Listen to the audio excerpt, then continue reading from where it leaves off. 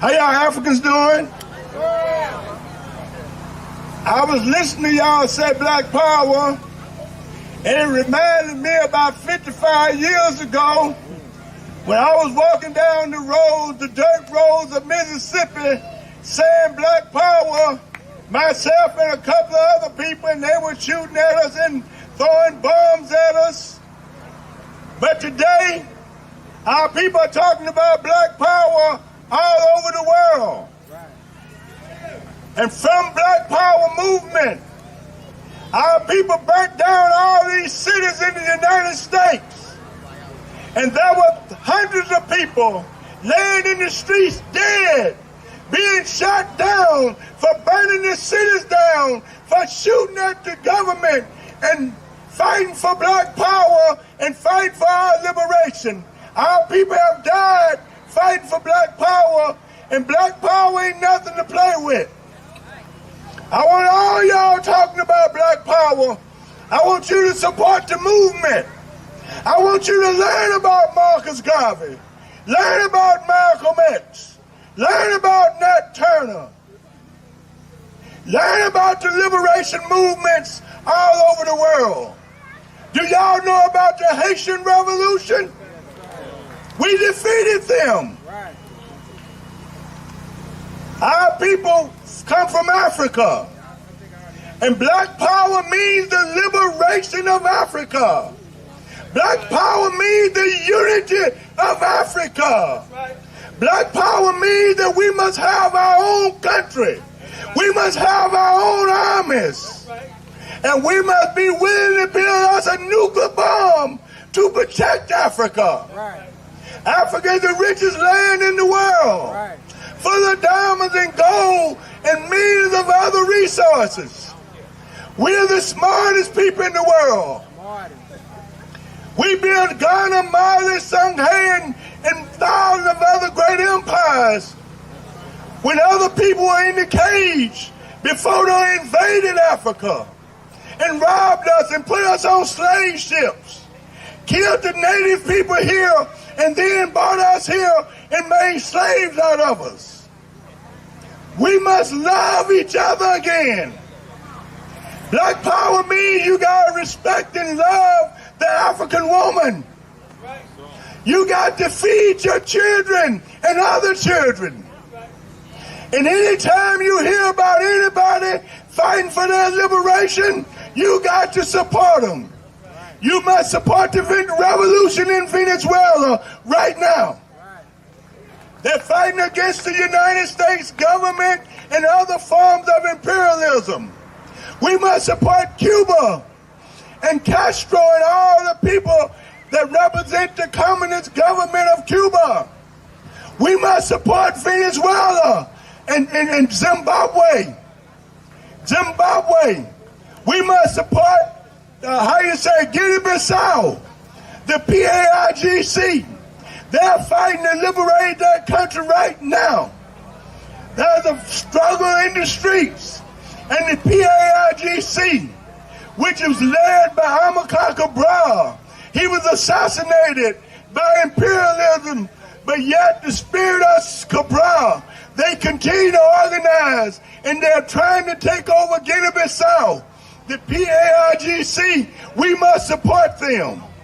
We must support the guerrillas and the soldiers in Libya that's still fighting against the United States government. We must support the guerrillas and soldiers in Yemen that's fighting against Israel and the U.S. imperialism. Anybody in the world that's fighting against the United States and Europe, we must join them in that fight. That's what's up, brother. Again, we're not Americans. We're Africans. And we'll never be free until Africa's free. They divided Africa up and cut it up in little pieces. We want a united Africa. We want our land. And we want to let the world know that African freedom fighters are up in arms all over the world, in Haiti, in Zimbabwe, in Libya, all over the world, in Guinea-Bissau. African freedom fighters are up in arms, and we will lay down our life before we lay our arms down. We are fighting for our liberation. So those of you who come here talking about black power today and sing about it, like Malcolm say, if you knew what black power means, you wouldn't use them words so loosely. You wouldn't play with it. Because black power means bloodshed. Black power means liberation. Black power means getting knowledge of self, getting knowledge of your people, getting knowledge of the revolution. And black power means that we must form armies and prepare to fight. And some of us are fighting right now as we talk all over the world. We are fighting, we are throwing bombs, we are doing everything to defeat America, defeat imperialism. So again, I want to say, damn the Democrats, damn the Republicans, damn America, damn Europe, and we want you to know we will fight you until you're dead. We will fight you until we're dead, till you're dead. We will liberate our land. We will liberate our people. Everybody say Africa must be free. Say it strong. Africa must be free. Africa must be free. Africa must be free. Africa must be free. Long live Africa. Black power. Black power. Black power. Black power. Thank you, Baba. Black power.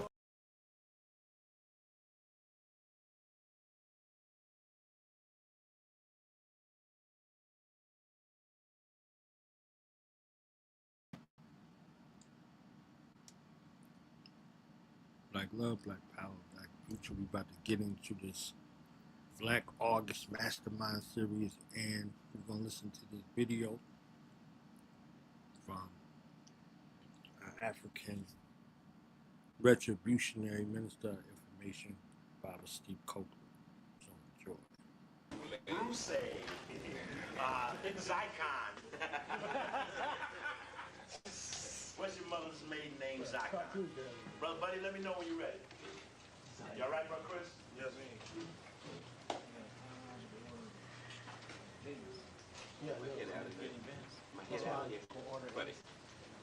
I appreciate you all coming tonight to the Georgia Cafe.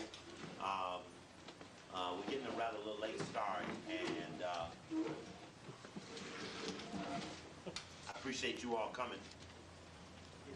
And I appreciate Brother Bruce, who gave us a demonstration earlier. He gave us a little lecture.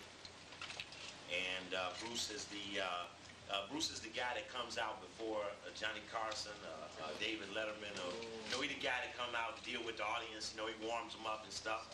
So those of you who sometimes when the tape come on, everybody break out laughing or something, it's probably something Bruce done before we didn't start it up. And tonight Bruce brought us a little tape from the radio with Ralph from WOL, taking a little on the bootleg. And we're going to hear that little passage, a little word from the Zycons. But nevertheless, I appreciate you all coming. Last week I enjoyed a lecture that we had on the District of Control Board. There were some things about last week's lecture that was left unfinished, but it was quite enjoyable. I remember one part of the lecture I thought was kind of funny. Let's see something if I have one of these tapes keyed there. Oh. You see, sometimes these tapes are turned a certain way, allow me to get to a certain part. I was listening to these things, and last week I was talking about this Million Man March, running for office on the Million Man March. And there was a protest against the control board last week at the site of the Million Man March. And the epitome of it all is that if you think about what the Million Man March showed, if they truly had the power of what the Million Man March represented, there wouldn't be no control board. I mean, it just wouldn't be one, because there would be such great fear of the semblance of all of them angry men that no one would dare try no dumb shit. But if you remember, right here in this room, when Ben Chavis and others were making scurrilous remarks about me fabricating the boule out on the West Coast, in the same lecture, they were confessing that they had met with FEMA, CIA, DEA, FBI, Defense Department, and everyone else to clear away the Million Man March and make sure that it was safe for whites, which it was, And nobody knows the role of planned accidents. Sometimes some shit just gotta get a little out of control just to make it come out right.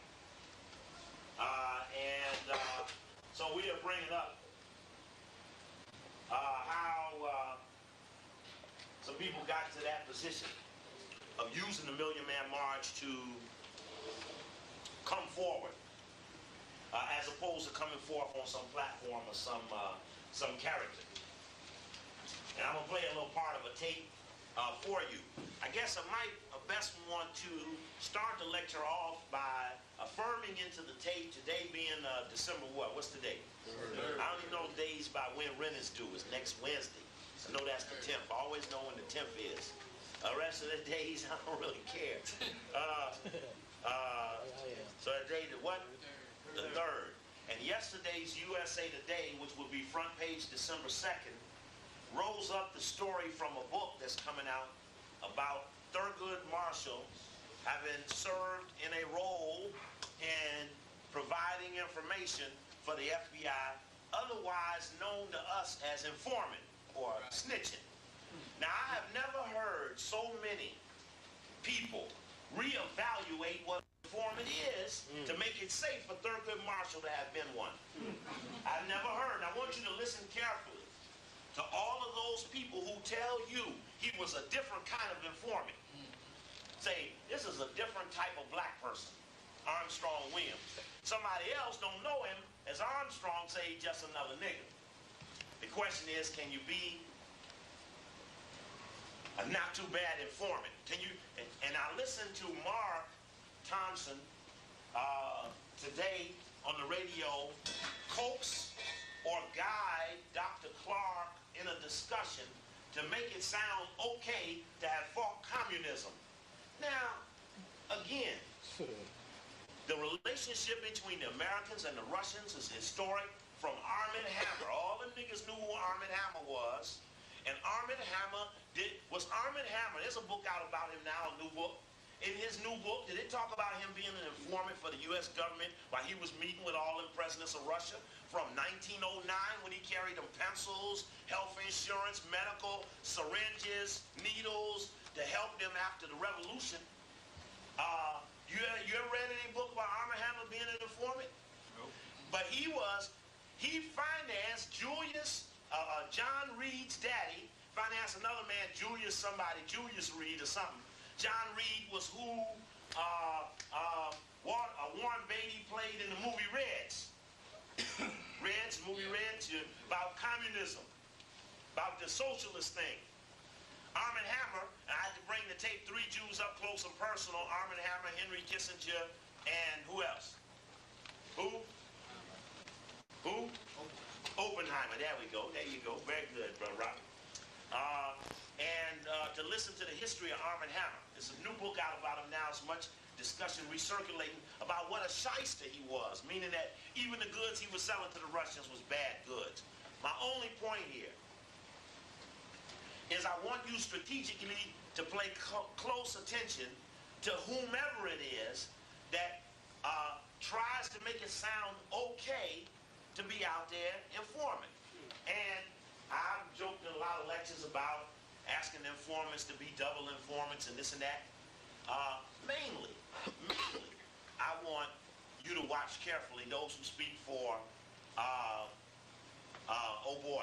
Now, another thing, and it only further verifies what we talked about when we went to this tape right here. To show you the power of these tapes right here called Boule Secret Relationships 1, 2, and 3. This is October 8th right here, October 22nd right here, and October 29th right here. These 3 tapes, which are not on video, is where I try to explain the fact that this relationship with Boule and military intelligence, some of the story came out in the Memphis Commercial Appeal, but from the memos that we talk about in here, the depth of the story put out by the Memphis Commercial Appeal was deceptive at best because of the depth of the information they didn't touch. Such that Thurgood Marshall, NAACP, we talk about the NAACP in this tape, and Du Bois and who? Who? Hey, bro, why don't you just walk all in the camera and shit? Roscoe Hughes. Kelly Miller. You all right? You want to come up again? It's going to come that way. I know you have to come in and get on the camera. Make sure you buy the video as you want it. Amen. Deal. M.S. Scott? Huh? The Colonel, Garden Horse. Oh, well, yeah, no, Colonel Young, no, not M.S. Scott. What Colonel House. are y'all answering? You asked for a name. What I asked you? Huh? Yeah, I'm talking about. What's on this tape? We talk about Du Bois working in military intelligence with who? Roscoe Bruce. I'm gonna beat y'all up. Du Bois talking. There you go. Spingard. Damn, Spingard. Come on now. Spingard, the titular head of the NAACP. David, do you understand the historical context I'm trying to connect here? That for Marshall, NAACP attorney, whose number one assistant was who? Who was his number one assistant? Young legal eagle, up-and-coming legal eagle, now Congresswoman. Eleanor Holmes Norton, thank you. So maybe she was fine too, huh? Right. I mean, she's doing not too bad right now, huh? Fine now. Fighting for meaningless things like a symbolic vote in Congress. Now, she done lost that symbolic vote for a year now, right? Do it look any damn different? Nope. No, sir. Do it? Nope. Oh, okay. Because she fights hard for this. She gonna come back again and ask y'all to help her get it back. Symbolic nothing. Brother David, do you understand the historical significance of Thurgood Marshall being attorney for the NAACP spying, Spingard spying, Du Bois spying, James Weldon Johnson spying? I mean, who are the NAACP people in D.C.? Huh? Same people spying too. What was the who's the chairman of Tuskegee Institute right now? Andrew Bremer. What's the historical significance of the Tuskegee man? Spy. From R.R. Moulton to Booker T. Washington.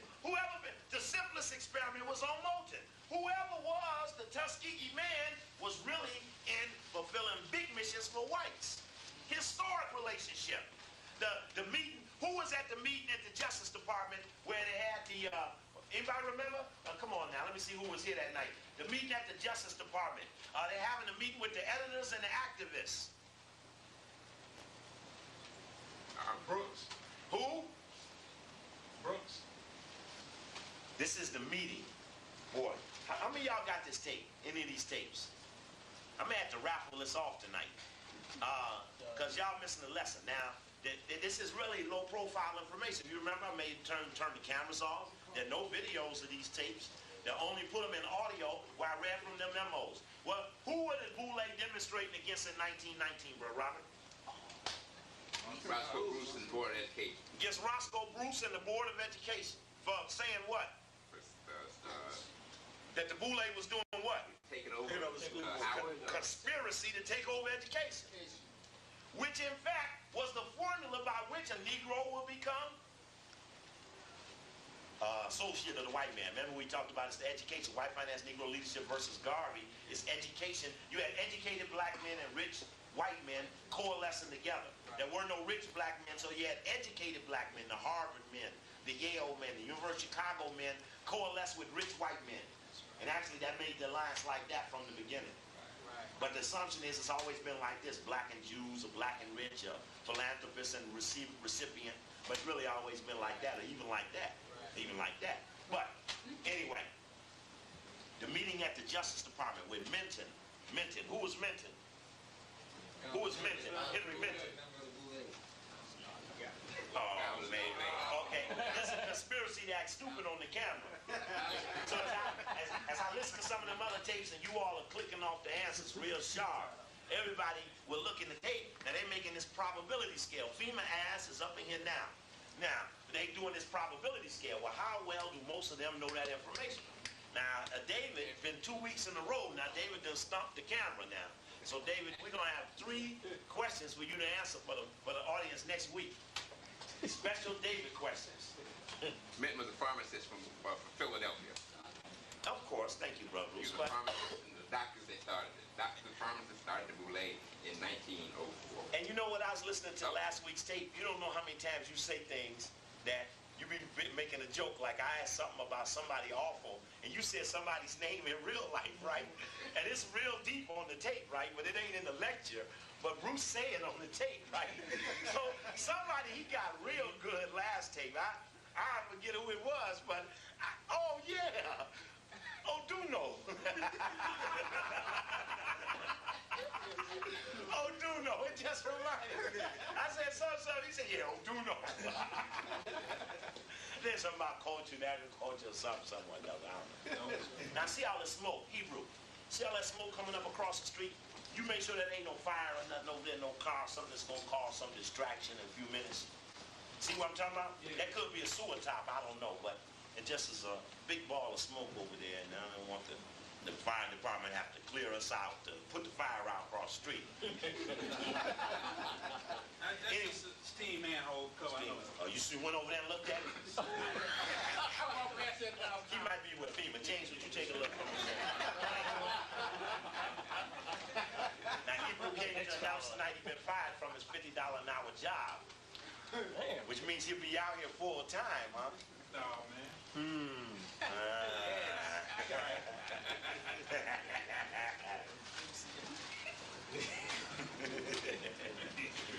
Anyway, hey, you know what? I did notes on the tapes. I was writing notes, you know. Man, I must have had 22 pages of notes. So I know y'all probably, if y'all sit up and write notes, like if y'all listen, I do this off of the tape. I did it headphones a day, like 10 hours on headphones. And man, I had fucking notes out the asshole trying to keep up with the tape, you know, writing stuff down. I imagine one tape, I ain't doing nothing. Somebody said, Nate, no, got half of one page, right? Say, what he say? This is it, about half of a page. Anyway, Thurgood Marshall's relationship in spying is not much different than the relationship that we historically have established with the Boule. And I guess that probably, too, was what Hamza was saying on the radio about the relationship. Marshall had secret contact with the FBI. And in some cases, we see that Marshall asked for Hoover to give him information on what communists were doing so that he could use it in his speeches. Now, that sounded similar to another formula. Ben Chavis, Higginbotham, and who else was that called? Abraham Foxman at home saying, I'm going to condemn Khalid Mohammed for the King College speech. It was great. Bill Gray, there you go. Bill Gray, Chavis, and Higginbotham called Foxman at home to declare they were going to crucify the brother. William Byrd, senator. Let's go to the last days of Martin King tape. I talk about the senators and all of them reading things about Martin King that Hoover wanted said in the public. Hoover was literally writing their speeches. What's the point to that? Was that I said that Jesse Jackson and James Bevel were doing the same things that Hoover was putting in them speeches about. Martin couldn't control the crowd, and that Martin shouldn't be messing with no politicians or doing against the war and all that. That these were things that Hoover was having people put in his speeches. I'm alluding to a historic process by which you say, hey boss, give me a few lines to say to keep the plantation in check. And that the way everybody is saying, you know, watch these stories. You know, it's a bunch of civil rights people who probably done this. Well, let's start naming Jesse Jackson. Let's start naming some of these people. Roy Wilkins, Whitney Young, A. Philip Randolph. We already know historically. Carter G. Woodson told us, it's in the tape. Carter G. told us that they wanted him to spy on everybody at Howard, and he wouldn't. He wouldn't spy on the professors to see who went to the chapel. He wouldn't tell about his relationships with Marcus Garvey. He ended up writing for Marcus Garvey. But these are historic relationships. And I think best of what, and we'll hear more about what comes out, but best of what I can say about this, watch how many people say, hey, you know, it wasn't bad. According to FBI files, Marshall told the FBI about a dissident leader in North Carolina making violent threats. Marshall made several contacts with the Bureau to report on NAACP efforts to eradicate communism. Who in the early 1900s think about the NAACP and Du Bois's relationship with the socialists? While he was useful, was he a communist then? No, because we probably don't know the depth of Du Bois' relationship in spying, even after he was turned down for the military intelligence spot, even after he toned down clothes and ranks to instigate niggas to get with the war. It may be deeper than we ever think.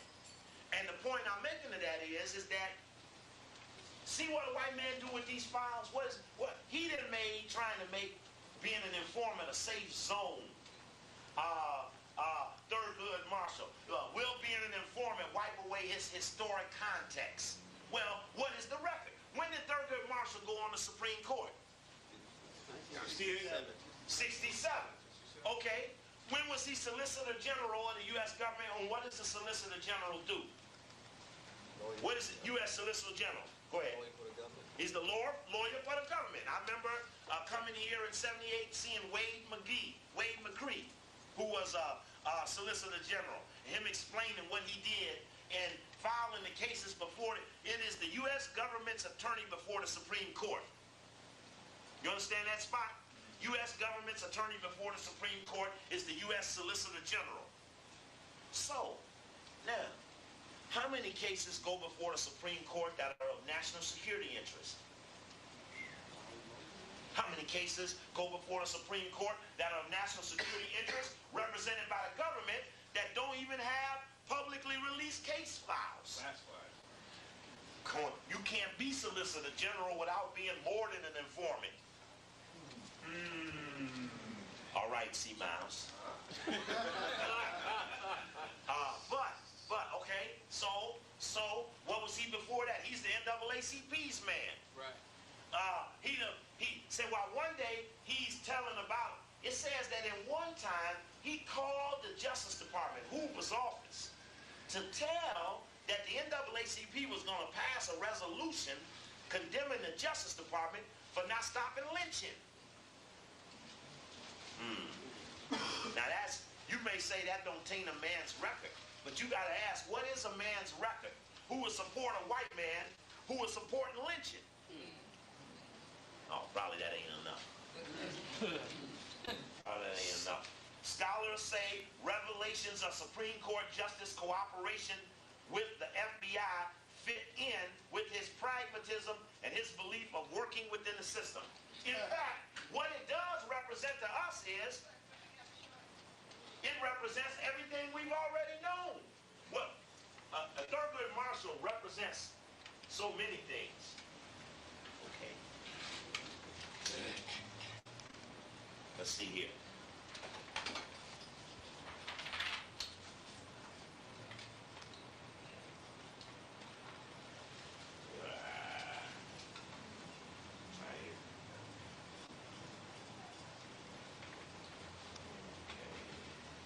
What was Thurgood Marshall? If we was to pull his bio, what would it say?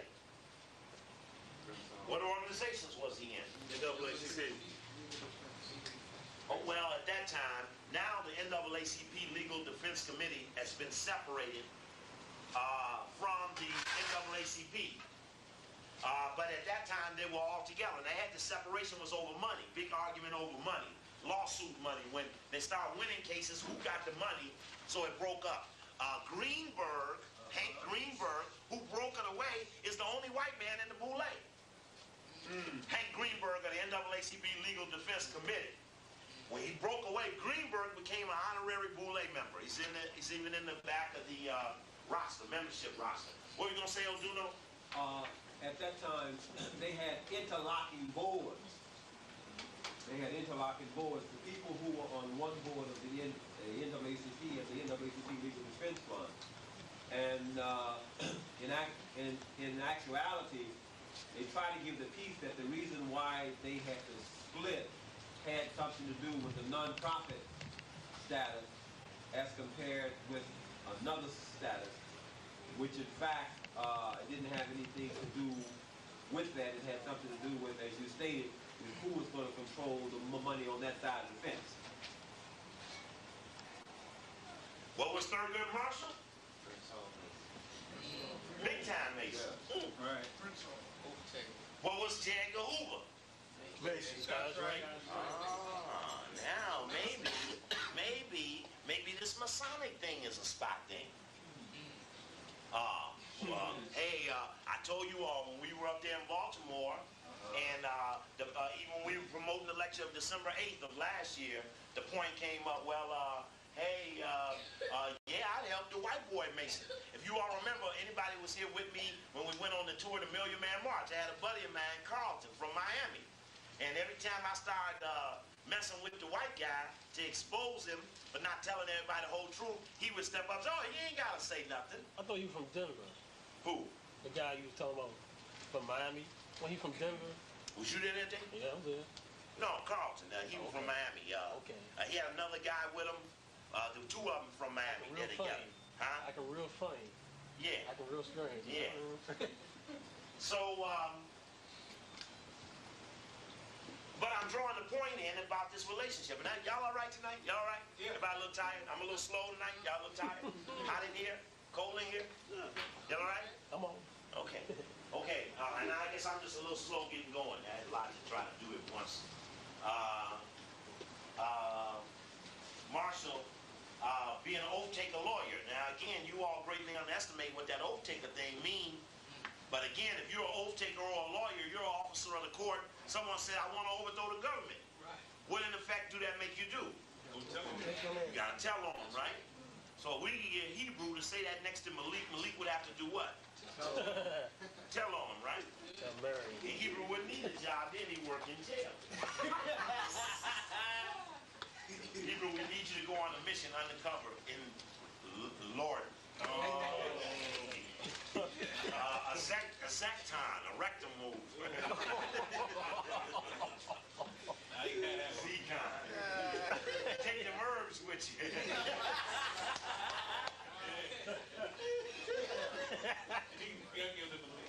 Right. We know Thurgood Marshall was a boule. Alpha. Guardsman. NAACP. Gargoyle. So, I mean, he was a gargoyle, right? He's a lot of stuff, right? That's a lot of stuff. Y'all got all that? I can't get them all on there together. Marshall, Mason, oath-taker, lawyer, boule, alpha, guardsman, and NAACP. That, again, could show you about the death of Martin King. We spent that much time talking about Martin King. Damn near being every one of those. Right. But meeting with death for crossing the line. Ben Hooks damn near being every one of those, but he'll probably live till he's 95. Ben Hooks was NAACP, lawyer, head of the Masons. Hooks and Marshall are the ones who took Bush to speak at the Prince Hall Convention. So all I'm saying is, and I say it to the country, is that Thurgood Marshall being an informant represents everything that we've come to understand about our second round, about the deep relationships between the boule and others. Any of y'all interested in winning this in a raffle? Anybody interested in this? Yeah. Okay. Okay, we'll put it out for a raffle. I got some raffle tickets around here somewhere. Let me just see something else. We need to find out who this North Carolina person is. It says a 52 memo by an aide to Director Hoover said Marshall, quote, the matter which is worrying him more than anything else right at the moment is the Communist Party effort to get into the NAACP shit. They was in there when the white people set it up. Thousands of people within the American power elite, including prominent black leaders, became friends and sources for the FBI and J. Edgar Hoover during the 60s, Garrow said. There's a very stark, formal distinction between being an informant and being a source. Well, the source says, hey, look, it's a Coakley lecture. I think, I'm not informing on nobody at the lecture. I think there's a Coakley lecture at the cafe this Tuesday. That's a source. So they say, so the man says, yeah, thanks. Send to informants. So what is a source but a precipitator or a greaser? You know, what is a source but a facilitator? What's the difference between you got somebody telling you something and then you want background from someone to have them tell you again? And don't forget, we got a report on Samuel Huntington. For those who was at the lecture. Was you at the Demole? I was there. You was there? Yeah, So you're right, Demole. Yeah. All right. That's important too. All right. Yes, sir.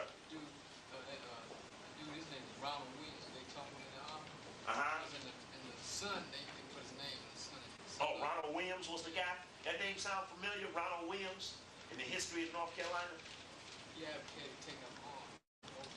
Advocated taking up arms. And remember, you had Kwame Ture right next to Martin King doing the same thing, but they killed Martin King.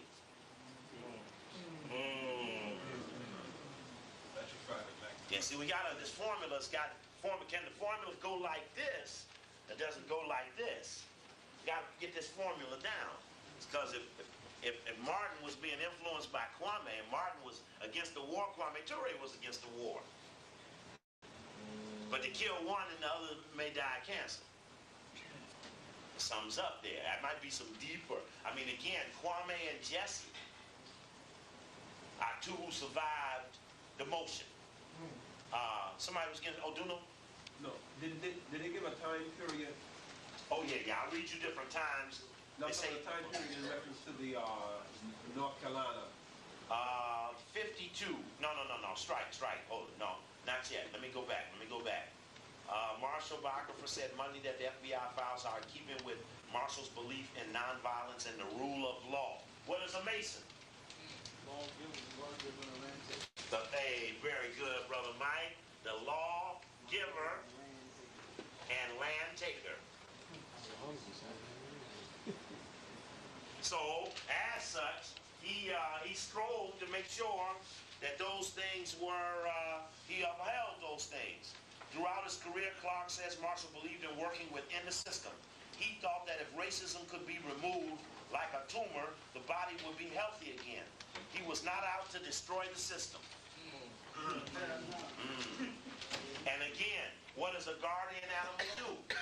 Protects the system. So I'm going to protect the system by passing a civil rights bill that'll make this safe for everyone. I mean, all of a sudden, I ain't really clicking too tough with this story with you all right now, but I'm so excited on the inside, the implications of the story, and where all we can go to start pulling up shit about, again, I was telling you, how many pages was in Thurgood Marshall's file? 13. And what did they say the FBI did before they released it?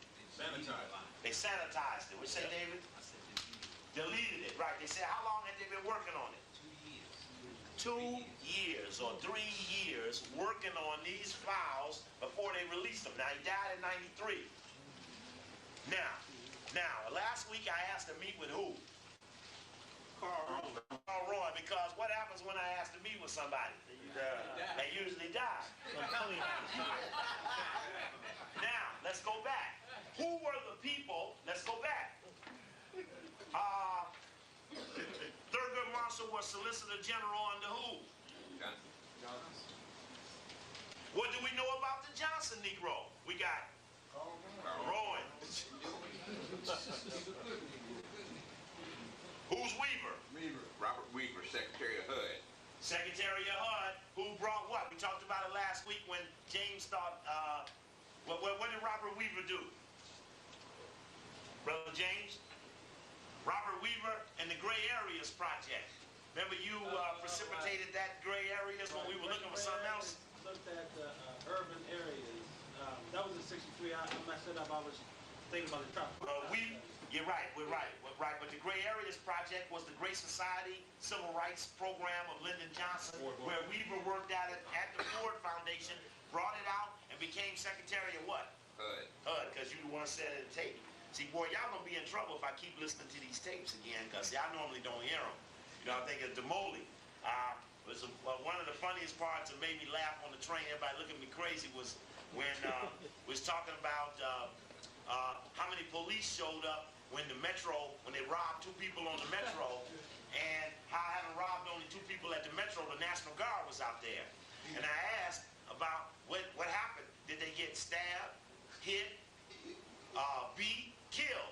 And there was none of those. And the legend has it that the 2 white people only had their wallets taken. And we asked, where were the police out there in front of the Inside Out or up against your head or something? They probably only out the window over there. There was some real hurt. Why wasn't there more police attention? Who else was LBJ Negro?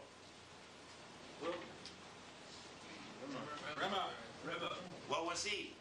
Assistant Secretary of Commerce and then Governor of the Federal Reserve, first nigga on the Fed. It may be that these people are coming back to be in these positions, all of their relationships. Who else we got? Thurgood Marshall.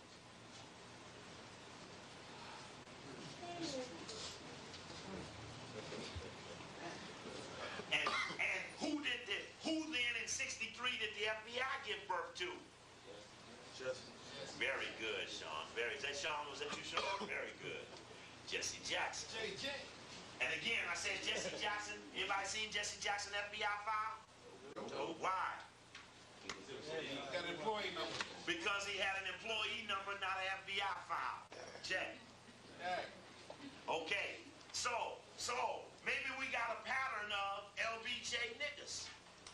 Now, I don't know who was the top ranking nigga with Eisenhower. Don't nobody remember. We had to go look him up. Whose nigga was the boy who did the State of Israel? Whose nigga was that? Ralph Bunch. Ralph Bunch. Steve, Yes. as a matter of fact, a certain segment of the African nationalists in New York considered Ralph Bunch the little George Washington of Israel. Oh yeah, that's right, Baba. That's right. And if you look at the tape, a lot of times when people look at the tape, in terms of the 59 tape, the hate Produced.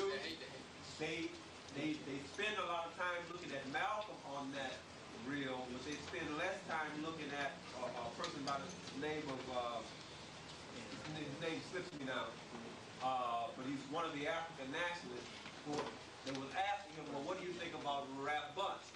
And he bust out laughing, and he said, well, we consider Ralph Bunch the little George Washington of Israel. He said, well, he's not really that, but when the lights were cut on, he was cutting the deal. Okay. All right. But who was president under Ralph Bunch? Truman. Okay. Yes. I was about to say, in addition to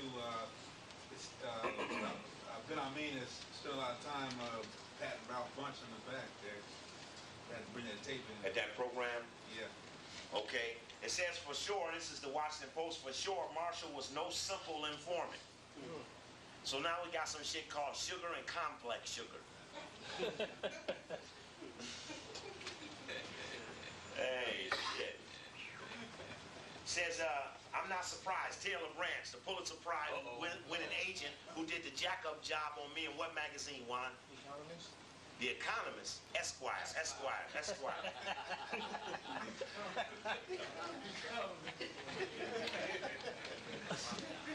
Juan said, man, don't do that shit to me.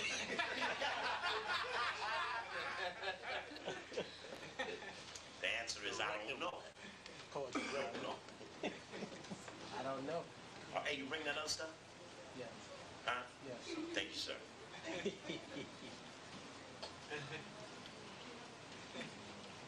In the mid-'60s, when Marshall served as Solicitor General in the Johnson administration, his attitude towards the FBI turned negative again as he criticized the agency's use of wiretaps and other surveillance measures in conversations with government officials that were then reported back to Hoover, which must have been the Martin King tapes, which meant that Rowan and Marshall were hearing these tapes, but never once in the public did Rowan or Marshall, who were hearing of these tapes, speak in the public against the tapes.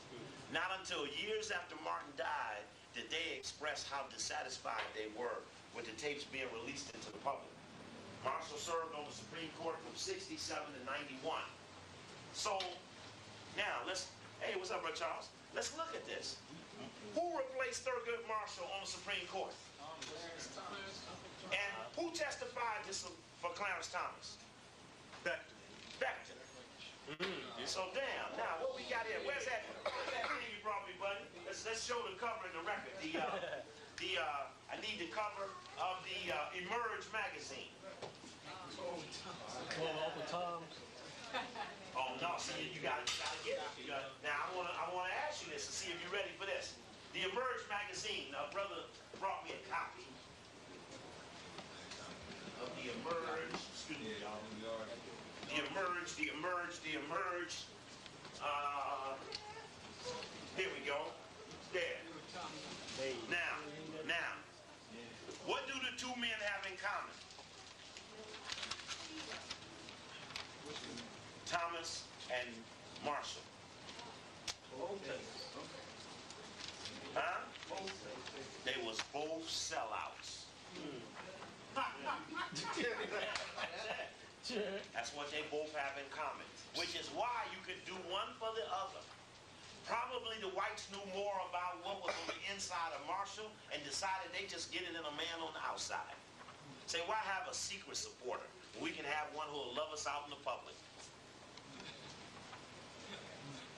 Oh, okay.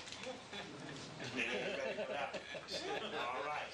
Well, I'll end that. Y'all don't want to fuck with them, we'll end it there. But before it's over, you're going to find that Ron Brown was an informant, Vernon Jordan was an informant, Jesse Jackson was an informant. You're going to learn something about some of these informants at the radio station, at the newspaper, at the community paper, running for politics. You're going to find out pretty soon, you're going to pick up the whole informant. It's all going to make a lot of sense to you. Ain't that what Boule means? No, Boule means Zycon. Because the C. Miles was doing Boule today, he was doing the Zycon. Now, I don't know how many copies are left. Oh, let me ask you all this. I don't understand this. This was puzzling me today. And it's really tripping me out. I turned on Ernest White Crosstalk. And listen, and I don't know if you all heard Ernest White's voice. You heard his voice? It sounded kind of like groggy. I mean, if you hear his voice, I can't imagine what he must look like. It sound the same. Huh? It don't sound as strong as it used to sound. Doesn't look too good. Listen, that's weird. He real like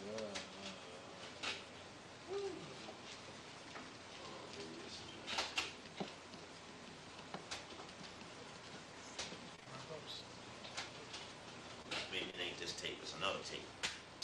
It's just really weird. Yeah, brother. Yes. I was gonna say, I remember about 3 lectures ago, you were saying something about the serf period, the feudalistic period in Europe, and about how they employed some of the serfs to come in and be more or less like you talking about lowering up the moat.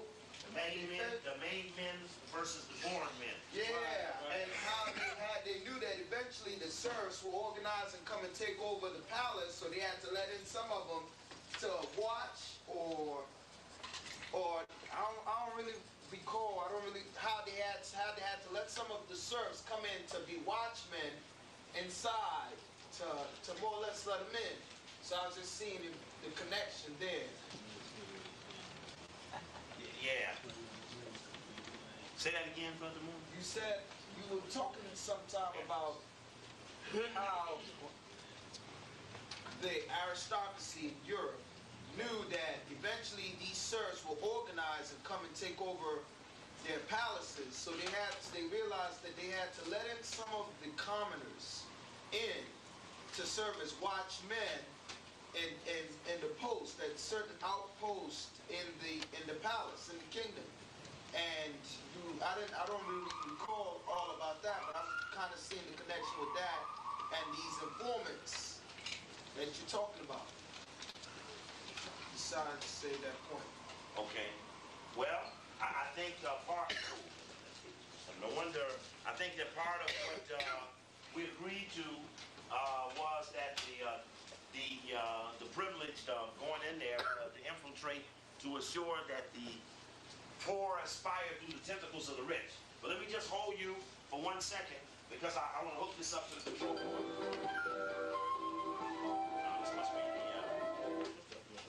Which tape is this? Let's see here. Oh yeah, okay. I know what this is. This is a little bit of. And again, I refer to the article in the. That's your girl Sally Ragler, who's still on the air. My friend, God bless you, and thank you so much for coming up with us. Yeah, that's funny, boy. You know, you really listen to these things. These things will trip you out. And again, I refer to the article. Let's see here. The ride. Sally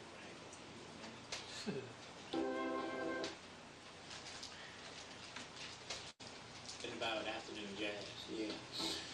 Until tomorrow at 12 noon, this is Hazel White's oldest son, Ernest Purcell White, saying, have a great, have a superb, have a wonderful day. You sound real weak. Jazz 90s Crosstalk. I thank you for tuning in, and certainly looking forward to seeing you tomorrow. And until then, and even McDay sounds better than him. How you look? Bad? You look bad? Shriveled up? Through these kinds of operations and of any product, if you want to call it the drug. I taped a couple of people on here talking about the control board. Summarize that.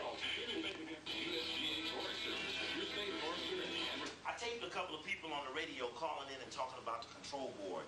And I was intrigued because one thing all of the callers allude to is this concept of helplessness. You say, you know, I really feel helpless here, I really feel helpless trying to fight this control board.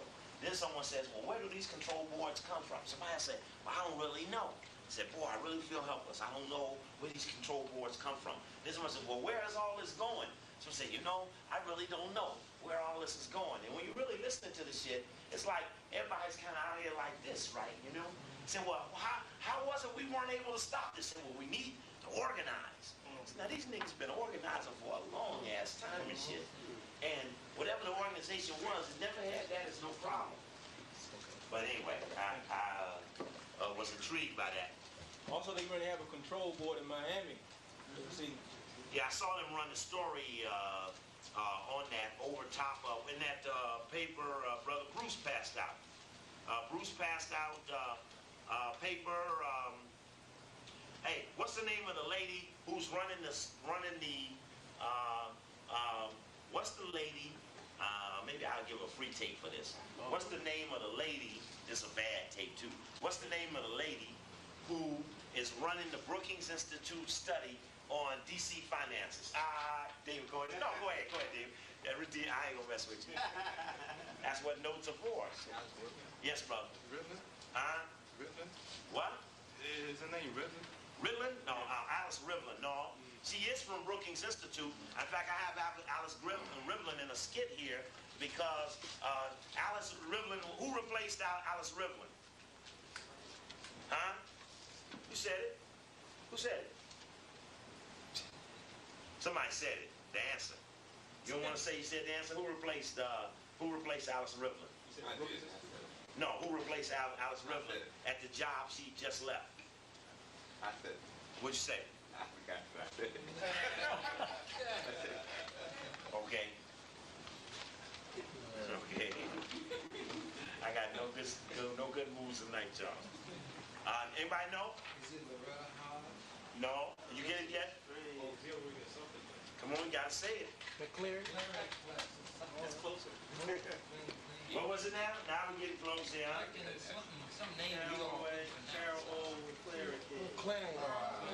There you go. Oh, Clarion, huh? It's a god. So I remember you saying it was a man, it was a god. Carol. Anyway, remember her. Don't forget her. And what is Brookings doing over there? Think tank for the Trilateral Commission? He's doing what? The Nixon. They're doing a study to see how they're going to work DC. And what's the name of the person? I'm gonna read you the whole flight. No, but listen now. What's the name of the person head of the Educational Trustee Committee of Board of Ed? licensed driver. That's where they headquartered. I showed him the... Trilateral Commissioner, former head of the Brookings Institute. McCleary, thank you. This thing? David. He is the one bringing Hamilton too, and he said, yeah, Bill Green tried to make himself the godfather. Oh, yeah, let's just come on. Real thing.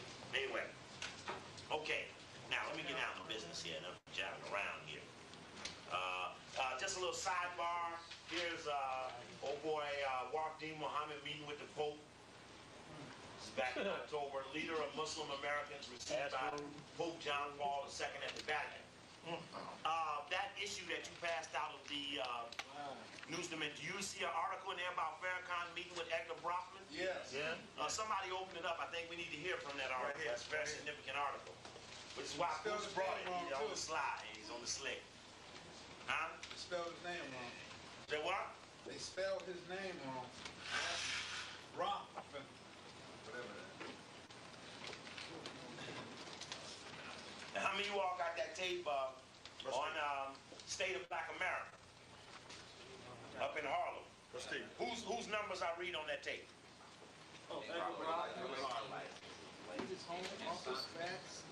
Right, home office, facts, license plates on his car, everything. License, Maserati, Toyota, Celica, everything.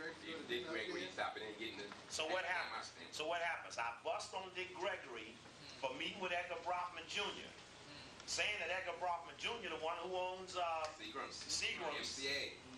What MCA, Death Row, had talked to Dick Gregory about a judge who tried to bribe and a case he tried to fix and this and that, right? And I also said that Brockman wasn't no damn good. So now somebody I've been meeting with a Brockman.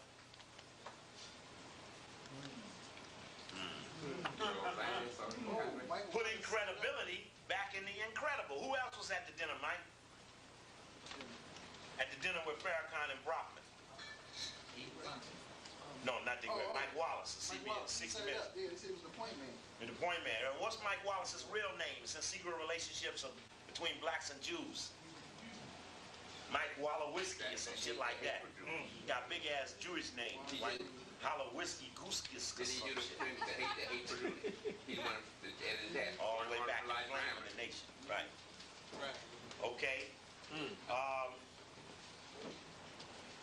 Notice how they pumped this up. This is Donald Muhammad again, who did the story. Donald Muhammad did the story on what man who was exonerating Farrakhan from having any involvement in the assassination of Malcolm X. William Kunstler. Donald Muhammad did that interview. He's doing this one. He says, given the leader of the Nation of Islam's overwhelming international appeal and support, boasting more than 2 million followers, you see, you take all of that and you rub it around Brockman. Let me hug. I got 2 million people with me. It's like all of us are supporting the sexual activity between Brockman and Farrakhan, which is an abominable act. It's an act close to treason. That the head of the World Zionist Congress, an avowed enemy of black people, who made Jesse Jackson come to Switzerland and say what? I renounce that Zionism not only was not racism, but it was a liberation movement. Wait some time, man. That's some heavy shit. Now, and I told you before that the Million Man March last week looked like a platform of people with bad blood in the black community. Now we look up people who we're demonizing are being sanitized. Now, I wonder what other white people we can demean this week who will get hugs and kisses next week.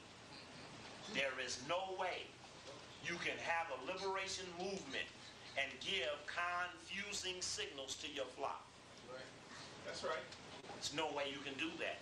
Because if you do that, you in effect make sure your flock never materialize. Now, someone may try to tell me something different. But if you believe in the science of revolution, you'll understand you can't go dubious. One of the things that I was telling you last week, that Brother Khaled brought up meeting with the minister. About 15 different occasions when the minister was sitting, talking with the wrong people. And what was the minister's response to that, Sean?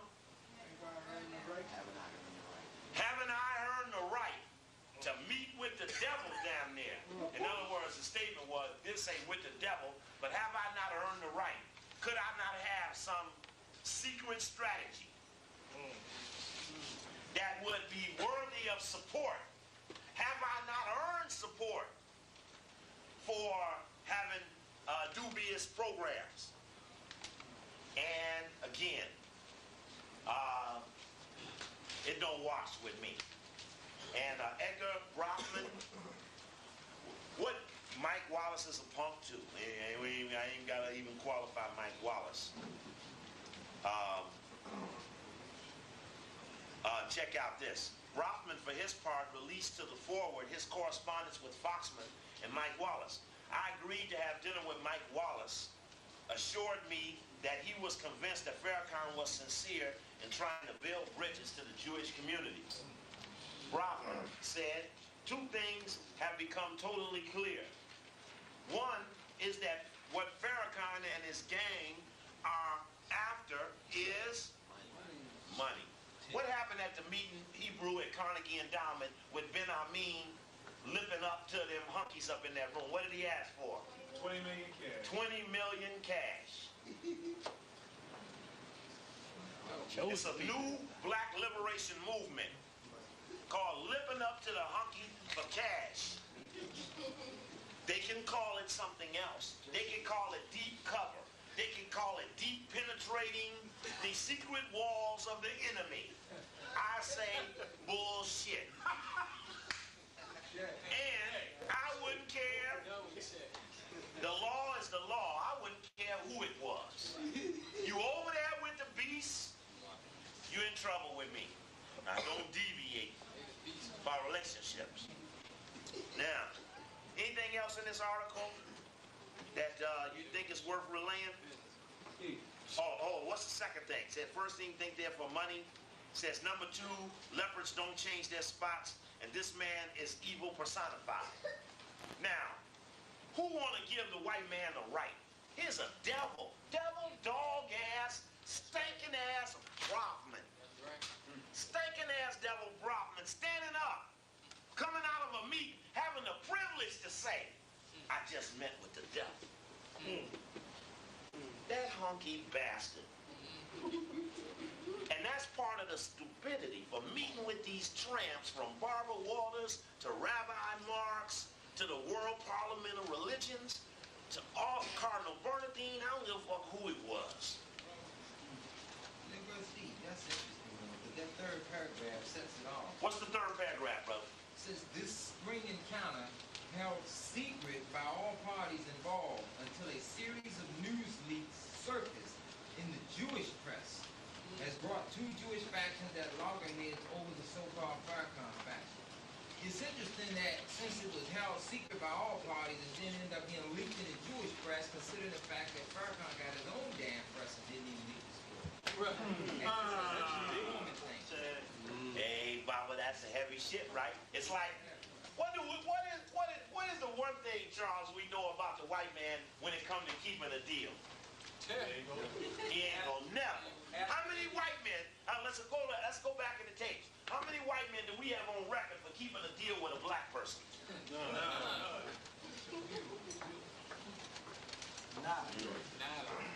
From Chief Sulu, who X'd over Zimbabwe to Cecil Rhodes. Say he's just gonna help us get the diamonds out. To the Potawatomi, or whoever sold New York for $24 in the bees, said, well, you know they're going to build stores. $24 goes a long way. You'd probably be able to buy an airplane with $24.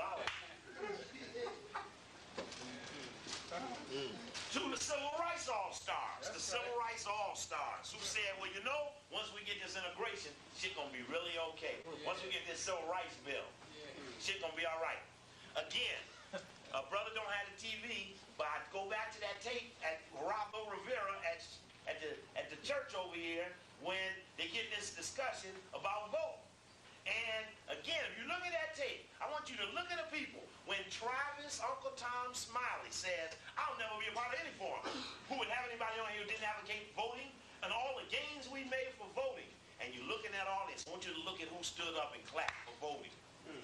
I'll tell you the truth, it was all women. It was all women. You got to look at the camera shot of it. In fact, really, I guess most of that whole section was women, or the way they stood up. You look at this cheering for voting. Got to watch that. But it's all a part of a big shebang on stuff. Who was this? Ron Daniels, who was one of the guest speakers for Jane Ramsey and Rabbi Marks in an early warning system I told y'all about 100 times in Chicago. If you ever wonder what Ron Daniels about, just remember that he stood in the room while the Jewish people was pulverizing me and met me with Gus Savage. He and I were having a meeting over on the other side of town. When he came across, boy, they was talking about you like a dog. I said, well, what did you do? I said, I didn't do shit. You think I wanted to reveal myself? So he wanted to be president. He probably will be when they run out of whites tired of being president if he keep up that great work. He's been replacing Bob Law. He had Martin King's daughter on last night, who was talking about speeches and stuff. She's giving us an interesting show. It wasn't that bad, but just want to dig into these relationships. Everybody want to get with the hunt. I didn't bring the article. Self-necessary. Making itself necessary. Yes, brother. You might want to dig into That's the crisis in black leadership. You might want to dig into Brookings a little harder. Something might turn about a Brookings. Okay, why don't you go over to Brookings for us since you ain't got no more job and pick up all the brochures, find out when the next meeting. Who you say getting ready to meet at the Brookings Institute? On Arab and Middle East, and Africa, foreign and domestic policy. Now, first thing he says is, hey, why don't you check deeper into Brookings? And I say, well, who gonna be at Brookings? He said, oh, what do you mean on Middle Eastern something policy? So he twice even had a chance to say the name, but the minister. Who? Minister Farrakhan. He doing what? Giving a speech at Brookings Institute. When is that? Late January. And how do we know for sure? I'll get the copy of the invite. And only then will we know for sure, right? That's right. When you told me Ben Amin was speaking at the Carnegie Endowment, I said what? Give it approved. You gave it to me, right? Yes, sir. In fact, where'd you give it to me at? At the gas station. You took it to the Israeli. That same spot, huh? Gave it to the Israeli. And I come to the Israeli place a couple of days later and say, hey, the guy got something for you. I said, why would he give it to you? Drove past my house to give it to you. To ask you to give it to me. I live next door to him. He drive past my house to give it to the Israeli at the gas station. Mossad had it. Yeah, who worked in the Mossad. Yep. Hey, look, I'm going to tell y'all something. I'm going to tell y'all some deep shit now. Oh, I got some flyers. My tapes are going to be available in the Silver Spring, in the City Place Mall, starting tomorrow, probably about Thursday. Take me till Thursday to get them in there. On the shop there, on the second floor. But I got to pass you out this thing where it's going to be at. The places you can come to, it's got African clothes. I'm trying to get the brothers down here one day, but you'll see my sign in the window and other things. But I looked up and found 9 gas stations that's owned by Israelis who came in here and all of them got Exxons. And they're all from here to Gaithersburg and what's that other one? Rockville. Between here and Silver Spring and Rockville. Not in D.C. Yeah, all going up that way. I'm gonna tell you some more about that later. That's another project. But anyway, Hebrew left the thing over there. Ain't leaving the Africans? Okay. I got with some people the other day, and I can only show you this. I got with some people the other day, and they had gone out to Meridian Hill Park where we have been out there looking at stuff. And they did some work, and I think we better go back out to Meridian Hill Park. We almost went Sunday, but for the sun, we didn't make it. This Meridian, they came forward with some information describing a square, sort of a square, unfolding the meridians or midpoints, and kind of goes through Washington, D.C., which would raise a question about why Banneker and them had made 16th Street the meridian or midpoint for the world, Malcolm X Park or Meridian Hill Park. And remember, it's where the sun is at noon in the park that sets the park off with the sun or solace. and the meridians going through England as well as through Africa. Of course, they moved it over to Greenwich, England. In what year? 1893. Very good, Sean. Very good. Very good. Buddy, I don't know where you are here. Come on up here. Anyway, they brought up some good information. And I think it's of deep value that we better start pulling out some longitude and latitudes. I think we better pull out some graphs and start doing some measurements, some earth measurements, really breaking down the best we can about a position satellite. Hey, when is this Mars probe, Pathfinder, now that they delayed it, when is it going to come back? July 4th. July 4th. Thank you, sister. You won't come for that one, eh? July 4th. July 4th, Independence Day. Now, what kind of shit is this? The Mars thing is going to come back on Independence Day, where they left off at last Independence Day with the Mars thing. Also, we've been looking at how much Mars shit been coming off of Murdoch. Murdoch and Mars are running heavy together. Murdoch and Mars are running heavy together. The alien autopsy, Millennium, X-Files, all the shit. Murdoch is one of the primary manufacturers of the Mars movement. Mars and Murdoch. Huh? The new movie coming out next Friday, I think Mars Attack. Who puts it out? You know who puts it out? Fox, 20th Century, no question. About Shadow Conspiracy. What's that? Who's that from? I don't know yet. Okay. I just know it's coming out. Yeah, it's coming out. Pretty good movie. And one of the brothers there, who was a Mason, had done a little chart for that group about the number 4. And this number 4, of course, had something to do with the tetragrammation. Number 4 has something to do with the 72 on the dollar, 72 squares on the pyramid. The tetragrammation has something to do with the 9 squares. 9 squares having something to do with the number 4 and the tetragrammation. The 9 squares of the boule having something to do with tetragrammation. I'm missing one more tetragrammation. Anyway, the brother took the 4, earth, water, fire, and air, and came up with pentacle, cup, wand, and sword. Pentacle, cup, wand, and sword. In fact, Brother David, I'm going to let you look at this. I'm going to leave this with you a second. The number 4 equals 360 degrees because the pyramid, which is like a diamond at the top, at the base is a what? Square. How many sides on the pyramid? 4. Who's that out of 5? Who's that? Is that true? 5? 5? 5. Special. Including the bottom of the side. Including the base. Okay. But anyway, I'm going to pass these around. You all take a look at them. It's about celestial spheres. Now, somebody brought me that book with a whole book of spheres going across the globe. It might have been Brother Rowland. But you all look at this. If this raises anything to your consciousness, pass it to Charles till we finish, raises anything in your consciousness, draw to it. Again, I want to emphasize about the uniqueness of Quigley taking and putting a diamond. When Quigley reveals the secret society, Quigley uses this diamond on the cover of his book. And the diamond has got this line going down it. Notice the bottom half of the diamond is in dark. That this point stops deep down in the diamond. And one thing we looked at, and I needed to put the diamond back up here for you, was that we may have to go back to, as Karinga said, below the surface thinking. That's what we teach in Kawita is below the surface thinking. So, Copley, I understand what it means when you say that we need to be watching these conspiracies. We must have below surface thinking. Anyway, we need to go back. I'm drawing attention to this. Now, for those who may have the time, we may need to make a couple of more tours on some things. We need to get into the record and on tape. Pass these out. This is where my tapes will be available in Silver Spring. If I'm out of town and Jewels of Baton don't have them, you come out to this spot there in the Silver Spring Mall, right on the main floor, right across from Muhammad Ali Restaurant. Right across from Muhammad Ali Restaurant. Very accessible. And the brothers got some good African things in there. Be good to come and do business with them. Now, I I was trying to go back and make a point about that diamond. That we may have to go back and take a deeper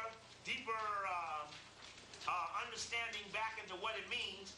And let's go back to this 72 stones there.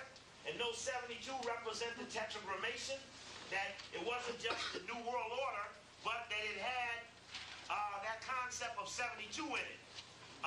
We talked about the 9 squares in the Boule logo, or the 9 squares of Saturn, or Satan as it's called, the circle within a circle planet.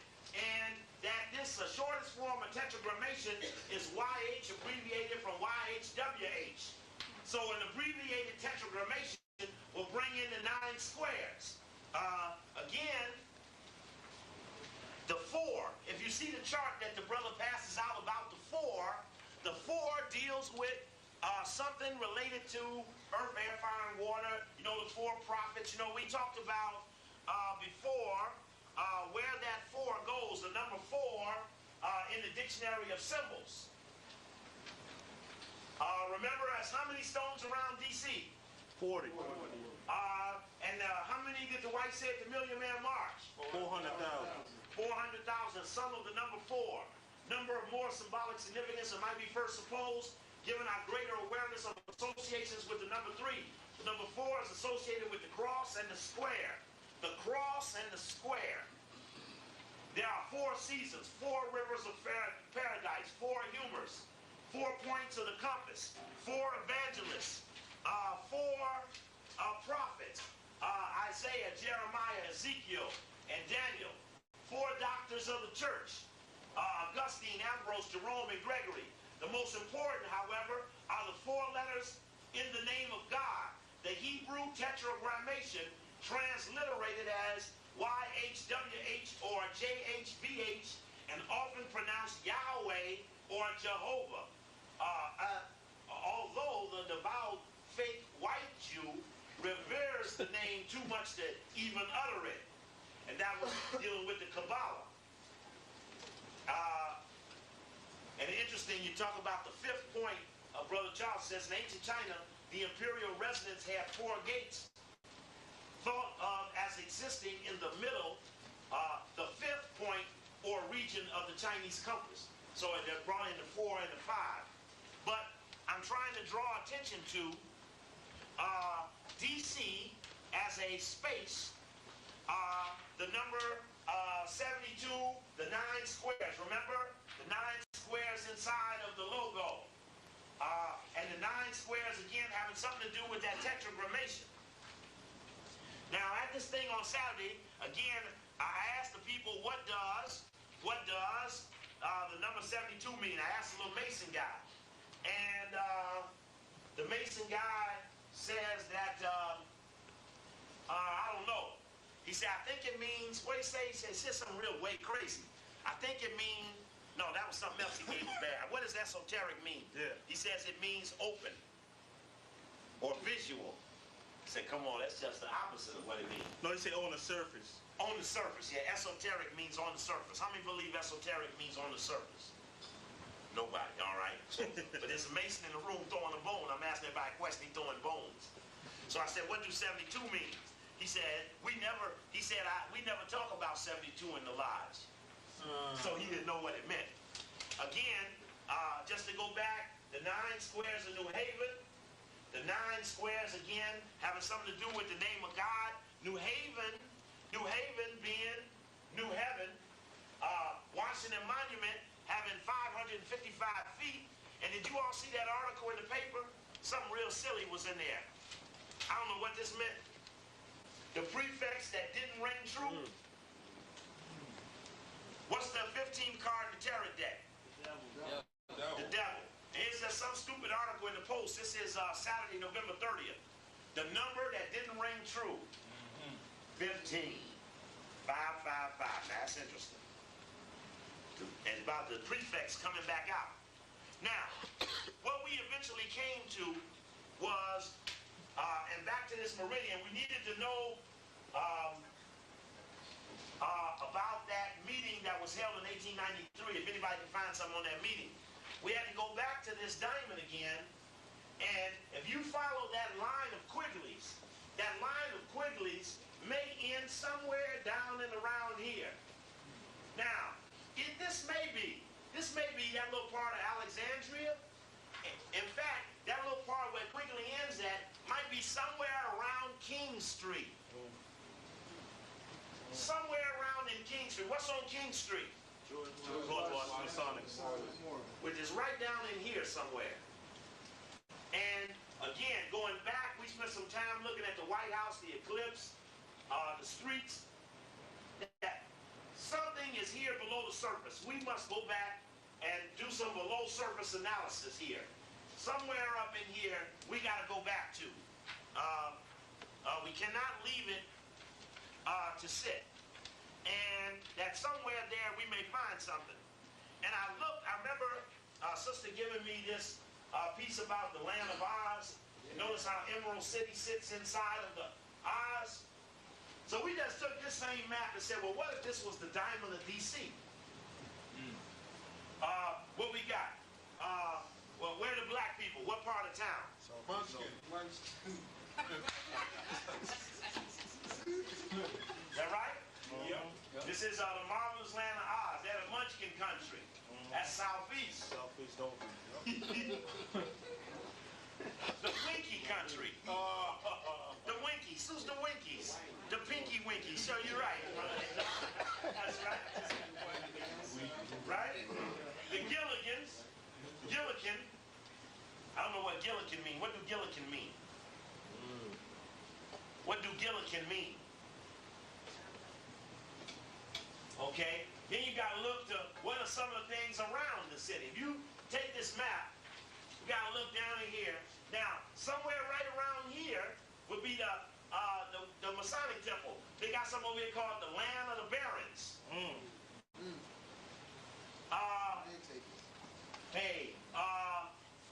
Tripodilia. Tripodilia. This little thing here, Moby, is about where Rock Creek Park is.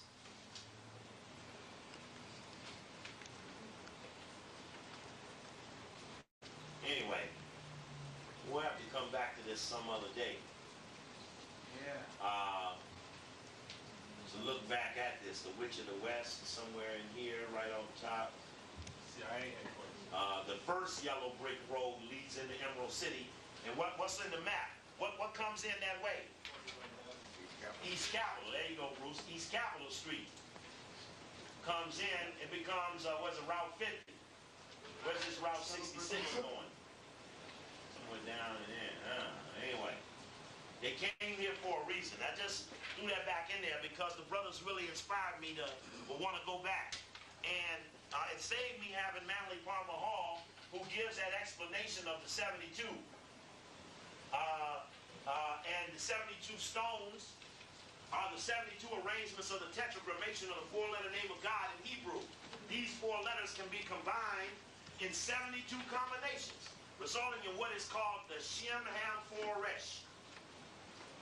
Shem Ham. Anybody know what this means? What? It's a tree of life. Means what? It's a tree of life. I can bring an overhead copy of that. And what did they say is the most dangerous thing to teach? The guardian animal. What does the guardian animal guard most of all? Well, we know the boule is a guardian animal. Something higher than itself. Guard, huh? Something higher than itself. Yeah, get guard something higher than itself. But remember, the guardian animal, which is hanging at the threshold of someplace profane or sacred. It says the dragon, serpent, naga is the most usual guardian, and as such is generally depicted as guarding the most dangerous of all things. What's the most dangerous of all things? And you're saying that the tree of knowledge or tree of life is a shema for. Hey, what's up, bro, Larry? Hey, I need to talk to you, bro. But I mean, if it ain't now, but I'm gonna call you tomorrow. I just picked up an old message of yours about the Howard thing and stuff, and about the location. Yeah, I got new. Yeah. Okay, great. Here is 172 combinations resulting in what is called the Shemham Flourish, which represents in turn the laws, powers, and energies of nature by which the perfection of man is achieved. Remember again, masonry is a symbolic ritual trying to make an imperfect born person perfect. The process by which one emulates perfection. I'm sorry, go ahead. It also has 13 letters. What does? Shemham. Shemham Foresh. Very interesting, very interesting. So, I wanted to make a point of that, we got to put our thinking caps back on, and I think we also may need to take this symbol here and lay it across DC, lay it across another way and see if we come up with some other things. Going back to that, what the 9th square of New Haven looks like. I think we're gonna have to go back there to tie together some information. I also think we might have to make some contact with Tony Browder, Brother Bruce, in regards to something related to that, information. Brother Demoli, pass this back to Brother Demoli. That's some of the corrections on there.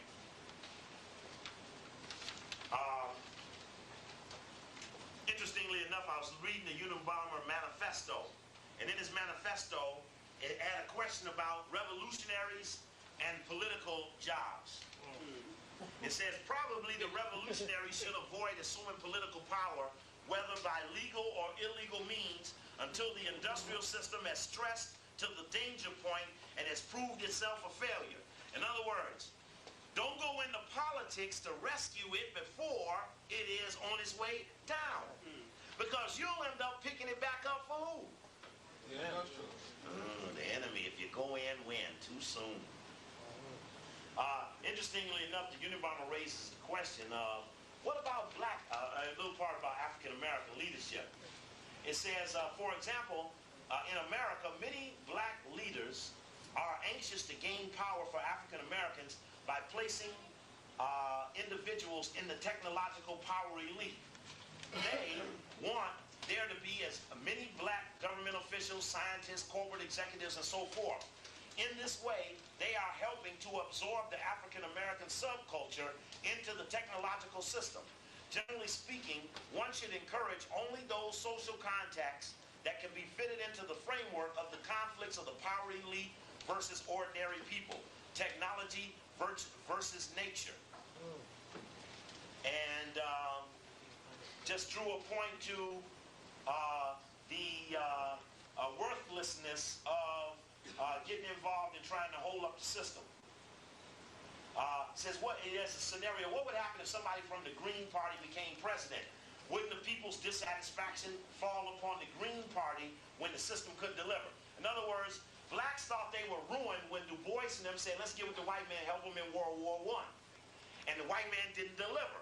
Rosa Parks, 57, even past World War II, white man still didn't deliver. But those niggas thought they was in trouble when they spoke for something that didn't happen. Jesse Jackson them in the 60s spoke for some shit that didn't happen. They thought they were in trouble with black people, but it didn't happen. The blacks in the 70s that got with the Republicans and started the new right that brought on the Republicans in the 80s, they thought that they were bringing on the new thing that the whites would deliver, but they ain't never. Back to you can never get a deal with a white man, but the fact that we ain't never fulfilled the obligation to follow through on the fact that they done fucked up. They always thought they were dead for fucking up, and we ain't never deadened them for fucking up. Anyway, just a little sidebar. Even the Unabomber see it. Anyway, the key story. This week, Brother Buddy gave me this story last week. Encroaching on civilian territory. Overruling civilian rule by Cortland Malloy. Anybody know what's in that story? What that story's talking about? Yes. Yeah, he talks about how they were bringing in all the military leaders to do certain things around the country, I believe. Yeah. More so dealing with education and how it was slipping in. Right. It says, moreover, a recent report by the American Friends of Service Committee found that retired military personnel are teaching over 300,000 students aged 14 and older. That's not even counting the ones doing grammar schools. At 2,200 schools nationwide. You know, again, remember in '94 we talked about that Troops for Teachers project. And it talked about Colin Powell and others were advocates of the military coming in to take over the schools, and all other type of authority are being taken over by the military. And what role that makes when the military takes it over. Those people who took over the education system with Becton. Of course, there's Bruce McCleary, who I was speaking to you earlier, as having come from the Brookings. And of course, now we know they're at UDC. They done got to the door of UDC, debunked the president, say he couldn't take it no more, the mill. And now they're setting up the police department. Setting the police department up, getting to remove the inspector general every day. U.S. may send 5,000 troops to D.C. I mean Africa.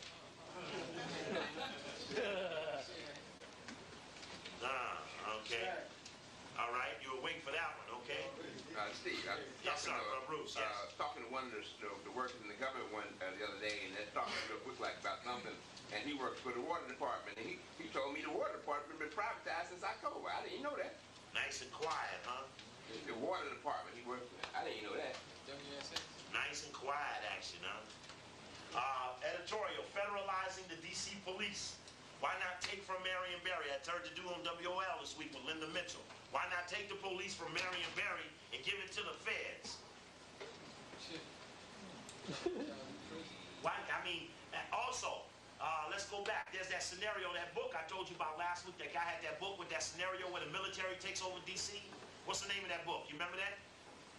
From last week's tape about the name of the book, the scenario that the guy was developing. It was in the story about the scenario. It was in the article about the military people taking over the D.C. The origin of American military coup in 2012. Right. The origin of the American military coup in 2012 or something. And that scenario is very intriguing because there's something in this story here. Generals command on the home front about all the military men coming into key positions, doing very key things, taking over positions, and in it was the origins of the American military coup in 2010 by which tells the tale of General E.T. Brutus, who takes over the White House as permanent military proprietor. It talks about the coup, says traces the origin of the coup back to the early 90s when a crumbling society turns in desperation to the military, asking the soldiers to fix the schools, solve the drug problem. Yep. Who's the head of the drug? Barry what McCaffrey? General Barry McCaffrey. When they take over the schools, take over the drug problem, and repair the infrastructure. Who does infrastructure up in here? Army Corps engineers, thank you. And quash the crime problem. Which is what Barry did when he came out with what tolerance on crime? Zero tolerance. Zero tolerance. Okay. They had something about that on Geraldo yesterday. They had something about that on Geraldo? And he had a 5-year-old black kid, I think was in New Orleans, who got handcuffed because he rolled a pumpkin and it hit a teacher on the leg. Right. Well, let me just step into this a little bit. The article had come out this week about Wolferson taking over the World Bank. Wolferson of the World Bank coming out to assist the D.C. schools. He gave a speech saying that he gave a speech to who? Anybody know? Federal D.C. City Council. Remember them? I need to bring that tape back out where I named those 90 directors of the Federal D.C. City Council because they become more important because it looks like the Federal D.C. City Council, the raffle? Okay, right. Looks like the Federal D.C. City Council planned the takeover of the D.C. schools. Who was it that brought about the control board? Eleanor. False. Clinton. Strike. There you go. Clinton brought about the control board. Sister, can you do the raffle? Sister's gonna go around and do the raffle. We're we're gonna raffle off that set of tapes. We're gonna raffle off that set of tapes there of the. Ooh. That's what paper can do for you. Anyway, we'll raffle off a set of boule tapes. Now, hold on now. This week, Beckton has a meeting with Barry. Anybody remember that? Oh, yeah. Since I failed, buy extra raffle tickets. No. Barry met with Beckton this week. Everybody know what he handed over to Barry? No. Boy, y'all scare me. Barry, school chief vowed to ferret out non-resident students. Y'all got to read into these stories. What's the story say? It says Barry, it says Washington Post, Thursday, November 28th. Barry and new school chief Beckton emerged from the first official meeting. Yes, first official meeting. Beckton says in the story he used to share a box. And when Beckton was head of FEMA, Barry and Beckton shared a box at the white skin games. Shared a box seats for years. So Beckton and Barry are friends for 15 years. And Beckton, I know Barry never liked Smith no way, so he was glad to get rid of anything or all of Smith's. Anyway, it says that at their first joint effort, they said at a news conference would be to find parents and guardians of students who live in Maryland and Virginia but attend the D.C. public schools. Estimated as many as 6,000 students live outside the district, but that only 100 paid the 4,000 or 6,000 non-resident tuition. Listen to this now. During their 45-minute meeting at the mayor's office at 1 Judiciary Square, Beckton gave Barry a list of license plate numbers from cars that have been seen dropping off students in city schools.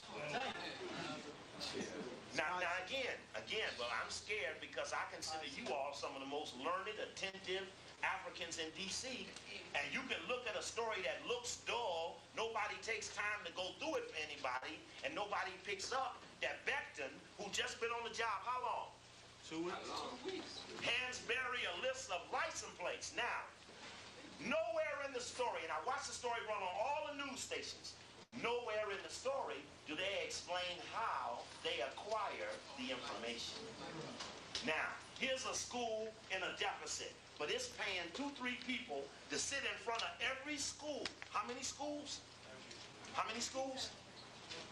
Every school. How many schools? They got somebody sitting in front of every school with what, a camera? A picture, still camera? They ain't sitting there handwriting. It's not evidence to hand over a handwritten notation of a person's license plates. I'm going to say that again. It's not evidence in accusing them of malfeasance. It's not evidence to hand someone a handwritten, say, yeah, I seen plate XYF11. Said, no, you better give me a what? A picture, not only that, but of the children too. See, also, we got all of that citizen entrances to Washington, D.C. covered by camera, so they can verify. Now, that was the point I wanted to do here today. If we get another second is, what's the scenario if they were to pick us up in D.C.? If FEMA was to come down and make this move, how would they go for us up in here? I mean, if Beckton is here hollering, I'm here to lead the schools because, quote, they're in a state of emergency. There you go. You know the phrase, the trigger phrase. If that's so, if UDC is being settled down because UDC is as a threat to the diplomatic community, who planned Howard's homecoming? FEMA, right? And the year FEMA did it was when they had the big gassing of the students all out here on the street before they moved that damn football game over to where? To get them away from Georgia Avenue. Yes. On the UDC, the thing they claim the UDC had twice as much floor space as any other college in the same size. But see, a lot of things they don't tell you that UDC is also one of the places where if something happens in this city, you can go at the shelter. Yes, it's a whole complex. Hey, brother, who runs them shelters? Civil. There you go. Show you right. It's a bomb shelter under McKinley Tech too. A bomb shelter under McKinley Tech, which is where, what happened at McKinley Tech? WTOP. They whipped that white boy up over there, right? Okay. UDC is tied to the train lines too. UDC is tied to the train lines. Hey, shit. Directly under it, right? It's the what? It's what? Directly under it. You know, you catch a Come on, subway. y'all Right? got to help me now. Catch a subway right there. Where UDC at up here? Come here, Brother Charles. I ain't good at drawing. But you all got to know the scenario. I did this in Chicago. It's also a scenario in the FEMA tape. I don't know if I have any left. Who else wants a raffle ticket? Let sister know you need a raffle ticket, Brother Buddy. If I got any more of these FEMA tapes left up here, yeah, they're all gone. Boule secret relation. Oh, this is the raffle tape. That's the one for the raffle. Brother Charles, you'll help me find out where that is? Yes. What you pointing to? Money. Money on the floor? I'll show you right. I dropped the money, $5 bill. Show you right. Okay. But you gotta show me where UDC is. Oh, you marked it. There we go. What's that in the Wiki territory? Huh? That in the Winkies?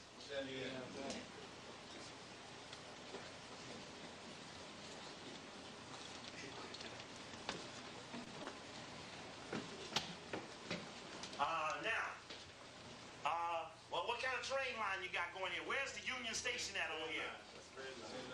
Oh, red line is over here. Go straight down the front. In fact, that little map, I tell you what we need to do. We need to really have a map session.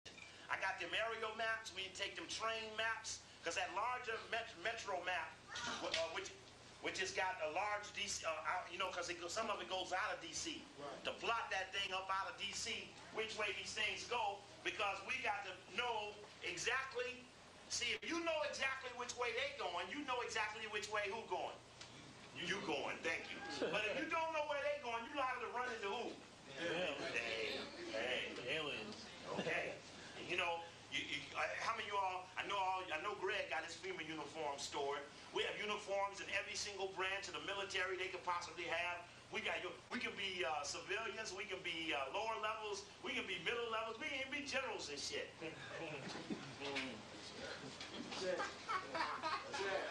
Yeah, you gotta be ready. Shit is, now look, I'm telling y'all, really, I just listened to this. Again, I was going back through that FEMA tape I did in 91. I was telling you earlier, in the FEMA tape in 91, I'm standing there talking to the audience, say, hey, you know, Richard Nixon tried to break into Brookings Institute to get in there while they was doing the trilateral thing. That was in the tape in February of 91. That was in the news last week. We talked this in last week's tape. Right. Well, why was we talking about it in 91 and this coming out like news in 96? Because these the new deeper Nixon tapes done come out with Nixon wanting to get in Brookings. Big stories last week in the paper. I got them up here. But listen to that FEMA tape. You all who got that FEMA tape, that FEMA 1, listen to that tape and hear us talking about that in 91. I didn't get it. Oh, and also on that tape is Becton. Little Greg is reading a statement. You're reading the article from Time Magazine because you was in the back. You had the Time Magazine article. So you're reading it, and Becton says, they asked him, Becton, what about Mount Weather and all of that? And Becton says, Mount Weather? I never heard of that. He said, I've been here 2 years and I've never heard of Mount Weather. And in that tape, I talk about the day I called in and got Sam Jordan on WOL. Yeah. Sam Jordan, the FEMA man, I called in there, Sam Jordan. A similar call I did in Chicago when I asked State Rep Carol Mosley Braun, the Chicago Police Chief, and State Senator Brookins. I asked them about where were they in the FEMA thing, and they all admitted they didn't know. Even the police chief didn't know what his job was in the FEMA thing. There's a black police chief in Chicago, and they made Harold Washington go check where he was supposed to be in the thing. So I asked Sam Jordan that on WL, and literally he paused for about 12 seconds. I said, well, brother, if you don't know these things, do you not stand to be where I'm liable to be behind some fence or something? And it just like froze. I'm going to pull this tape up for you, but you'll hear me recreate that on the FEMA tape. It had happened just that week before then, in preparing for that lecture. Again, my allegation is that the D.C. public school system has been labeled a threat to national security, and that somewhere there's a finding of President Clinton's that D.C. is in street alert. Now, again, the playing up of crime at the metro, the playing up of all drugs, playing up of a bunch of shit. It's very heavy. Also, sidebar, deep shit. The CIA dude, the the special inspector general of the CIA, who you all saw in that first hearing at the Iran-Contra hearing, the hearing on drug inspectors hearing, the first hearing inspector had, the CIA inspector general was on a guy with a beard, Justice Department guy, and CIA guy. CIA guy just ruled that investigation has it that they found no drugs coming out of the Mena airport in Arizona. They found no drug activity, no arms activity, no nothing. Now, I've been reading this book. Now, next, sister, would you ask, after you let me know, Bruce, would you go back and ask sister where we stand if we can have it next Tuesday? I might have to go this one, yeah. Don't slip like I did. You'd be funny. I ain't gonna slip next time. Not do that. In this book called Compromise, Clinton, Bush, and the CIA. But just think about this shit. Clinton, Bush, and the CIA. Clinton, Bush, the CIA are up in here right now in D.C.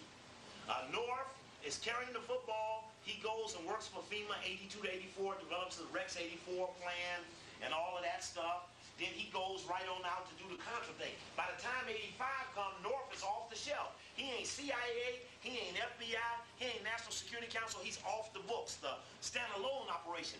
But in this book, the dude Terry Reid, who wrote the book, lays out all kind of how he worked for Barry Seal. Barry Seal was the trainer. This story that appeared, next week I'm gonna do the CIA drug story. My first salvo on the CIA drug story, and my point of doing the CIA drug story is to deal with the way in which the story has come forth from other sources. And the CIA drug story just had this astounding conclusion. Mom said she'll call you. Oh, see, I need to know. She ain't got the book right? She said they said yes, but then Mom said that she might have to do something, so she said she'd call you. I think you might have to talk. Yeah, something to ask, because that happened. Ask her, baby. Could you ask? How much in the raffle system? 32. Okay. Anybody else need a raffle ticket? Everybody all straight there? Yeah. Huh? Also, huh? Who else? David. We need to get that Samuel Huntington report real quick too. Remember that's the Huntington, the crisis of democracy piece. The governability of democracies. All of this stuff makes sense. It all is coming right home. Clinton trilateral, Bruce McCleary trilateral. Mentioned he didn't say trilateralism in the lecture. He said he did? He did not. Who's got that tape? Somebody got the tape of Juan's question all keyed up, right? Okay. Anyway, I'll go into that CIA thing next week, but they came out and said they found no drugs selling at Mena. And this whole book talks about Barry Seals, the drugs, the equipment. They even had a CIA station chief there in Mena who was a Japanese guy. And the Japanese guy handled all the things, the flight training. And just the thing is so ridiculous. The denials are so interesting. How it's all, man, I'll tell you the truth. You all give me just them 2 hours. I'm going to show you how the CIA is running the CIA story that's out now. Time is passing now, and you still ain't heard this width of information going around the depth of CIA. Who did it just make head of the Black Caucus? Maxine Waters. Okay. Okay. Anyway, that's deep stuff, deep up in there. Very important. In that FEMA tape, for those of you who get it, I talk about a story that G. Gordon Liddy put in Penthouse about the day D.C. was taken over by street gangs. It's a scenario that suggests street gangs take over D.C. and they have to declare emergency management, and it outlines all the areas where power sources and all these other things are laying around D.C. that the street gangs could manipulate to make lights go out and power go off and all this other stuff. But it was intriguing. But in that FEMA story, somebody who hears it needs to pull out the date of the Penthouse article. I'm going to try to pull it out myself. But it talked about low-intensity conflict. Who is the king of low-intensity conflict? Ollie North wrote the low-intensity conflict plan, the Rex 84, the Alpha, whatever, and what? What lecture is that coming out of?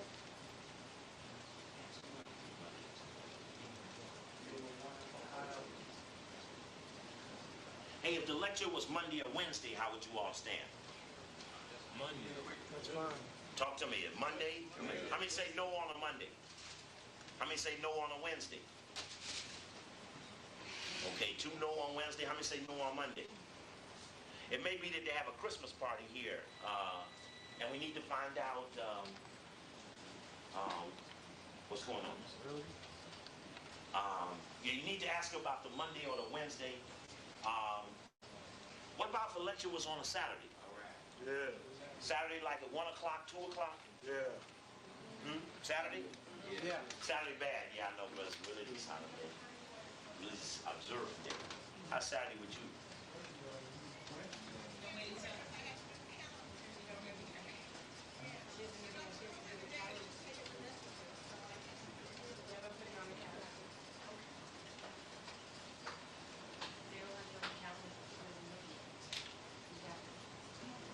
Yeah, see, that's right. I can't go into tomorrow and not know everything, so. Did you check the Monday? Did you check Monday?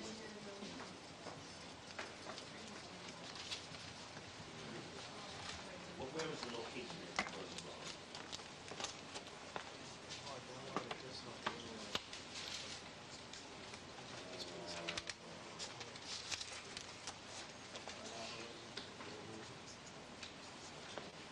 Oh, shit, you don't have the location. Yes, please. Oh, great. That's nice. That's nice. Okay. Who got the tape? Somebody come on up. I'll just send it to Honey. Come on up here.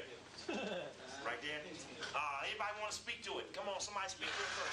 Come on up here so we can hear you. Okay. In the question and answer period, listen up. In the question and answer period, Samuel Huntington referenced scholars that he had listened to, or who he had read, and he mentioned Max Weber, Bodell, Toynbee, and Carol Quigley. Max Weber is heavy because Weber is the one of the group affiliations and web of conflict resolutions. Max Weber is a real heavy dude. I'm going to bring some Max Weber. It looks like Weber, W-E-B-E-R. In social theory, in upper college social theory, Max Weber is the main man, but he's got this almost like a force equal force reaction, but about how whites quell disturbance is heavily into that. And when he mentioned that, he was referring to Clinton, and he accidentally said Lincoln as he referred to Clinton. And the tape is... And what happened to Lincoln? Got shot in the head. Yeah, that'd be interesting. Okay. And of course, the tape is cued where Juan asks a question that makes him talk about Africa. Makes him talk about Africa? He didn't say the name Africa throughout the whole lecture. He only said it like once. Well, was it mainly white people there, black people? Mainly whites. Were any blacks? About 4 hours. One Uncle Tom, one of them white old peoples out there. And did you find out who he was? You didn't find out who he was? You should go up to the black and say, hey, what are you doing here? I mean, this is what... And also... Though he went to speak to the people who were having a confrontation with, though, afterwards, after we exposed. Okay. How's Tuesday lecture next week? That's fine. It's all right? Now, it may be that the lecture may have to be out here, but some here may have to be out here, and there's a way we can adjust this. But if you're coming by, you look in, you got to know we up in here, because we've lost out before. When we've been up in here, you can't really see up in there. All right? And those of you who aren't on the call list, I think most of you all I call. But if I don't have your number on list, I don't think it's anybody I don't have, to make sure I got your number. Oh, go ahead, Brother David. Okay, when he talks about conflict in Africa, he refers to Burundi and Rwanda. He refers to those areas as conflicts between clans and tribes. When he referred to the conflict in Yugoslavia, he referred to that as a conflict of civilization. And let me have a rocket take a stand here. He also covered... He also spent... I guess when he was also talking about that, he kind of was downplaying the fact that the conflict in Africa really wasn't that important, but to the world, rest of the world. But as when you have the conflict within the civilizations in Yugoslavia, that becomes a national issue. It becomes a world issue that needs to be handled immediately. Right. He was making that point. Okay. And he also mentioned that conflict seems to occur around the borders of the Muslim world. And They call them violent. You call them what? Violence kind of hovers around the Muslim world, is what he was saying. And he mentioned that Japan used to be thought of as the power that would become dominant in Asia. Who is? Japan was believed to be the power that would have been dominant in Asia, but it turns out China is now rising and will prove to be the dominant force in Asia.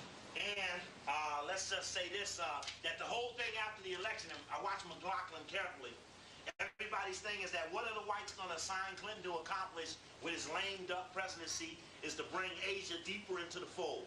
So as soon as the election is over, he's off to Asia, off to the Pacific Rim. They play up the Pacific Rim Unity meeting.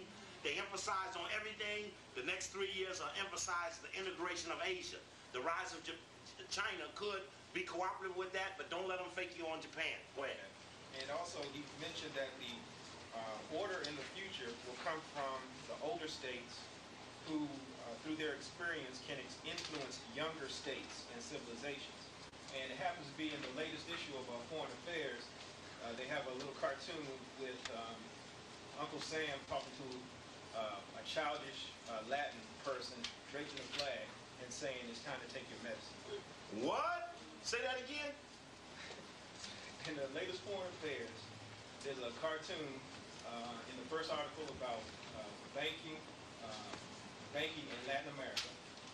And in it, Uncle Sam, an older Uncle Sam, is bending over to a young Latin female child wrapped in an American flag, and the caption reads, "It's time to take your medicine." Hey, Steve, I might add something to what he mentioned. Was you at the China? meeting? Was you at the meeting? No, about Okay. China. Just hold on a minute. Okay, we'll get to that. The tape. Bro, Bruce, you got something you want to say about the meeting? Real quick, like, Samuel Huntington, he just wrote the Price of Democracy, one of the writers. Here's the price and stuff right there. Also, this is his latest book. He's with the security, with the record of security planning for National Security Agency Council under Carter.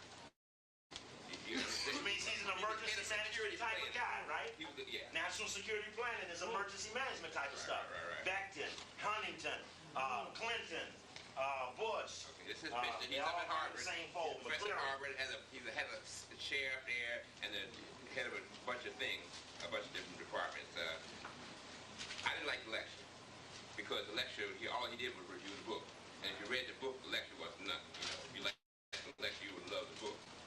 But most people did, because most people were buying the book. He just went an overview of his thing.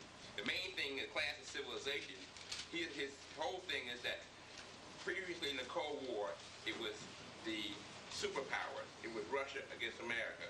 That was the thing. And then you had a third power, which was the third world, the non-aligned countries, and the Cold War is fought off in the non-aligned countries. And that was his whole thesis. He says the new thing that's coming out now, and this is where he got so much flack with when he wrote the article in the Class of Civilization. And if you notice, the name of his article in Foreign Affairs was A Class of Civilization, but since then he's added in the remaking of the New World Order. He said last night, there's a lot of stuff he wrote in here that he didn't write there, and some of the stuff he hadn't even thought about then. But in the article, it was in the Foreign Affairs, he has, in the last 50 years, there hasn't been an article that has had more controversy. And he himself said last night, I've never received so much controversy on anything I ever written myself. Now, how much controversy have you heard about it in the black community? Except for? Only here. All right. But the whole thing, so he gives you the gist. It's not going to be class against East against West.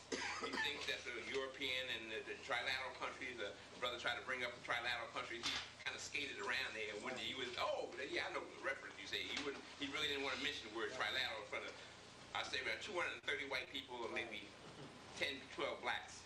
Maybe a couple of Negroes. Show the picture again, bro. But the Class of Civilization, the new thing, is not going to be a class between powers. It's going to be the Muslims against the Christians or the Orthodox. He did a lot of stuff on Bosnia on the Muslims and the Orthodox there. But the one thing, I asked him a question before the lecture on what Steve said, that there would possibly be an African civilization. Possibly. And he just pushed me off and referred to some other, he says that the scholars on comparative civilization. That people like Quigley. Quigley is his field of civilization. They don't classify Africa as a civilization, and they said that civilization has long histories of things and stuff, and Africa doesn't do that. And I said, wow, you know. But he did say Burdell, B-R-U-D-E-L. A French guy does say Africa is, but if you like the book, you wouldn't like the lecture. We'll play the tape because I don't know. It was interesting the reactions. Okay, here we go. To Juan's questioning and then my subsequent questioning. How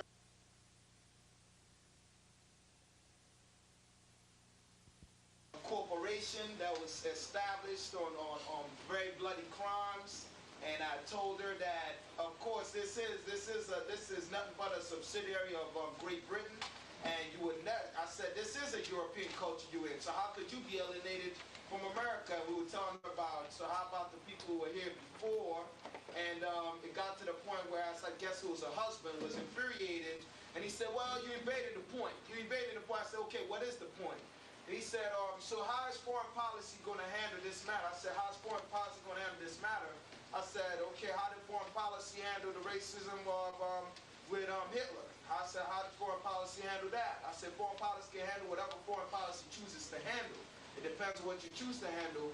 And what we wound up getting Huntington to admit was that America has a problem on its hands of what to do, and he was kind of edging into that, but he wasn't talking about America specifically. He would talk about other states which had quote-unquote homogenous type of racial background, racial climate. Basically, it's a problem with the emergence of other cultures in America. He said that was one of the biggest problems America has to solve immediately, because he said you have to make them slowly assimilate, but he said all of these better on the tape. You have to make all these foreign cultures slowly assimilate into America's inherited culture, is what he said. That will mean that China will, in due course, develop a more open and pluralistic political system, but it will be one which is distinctly Chinese.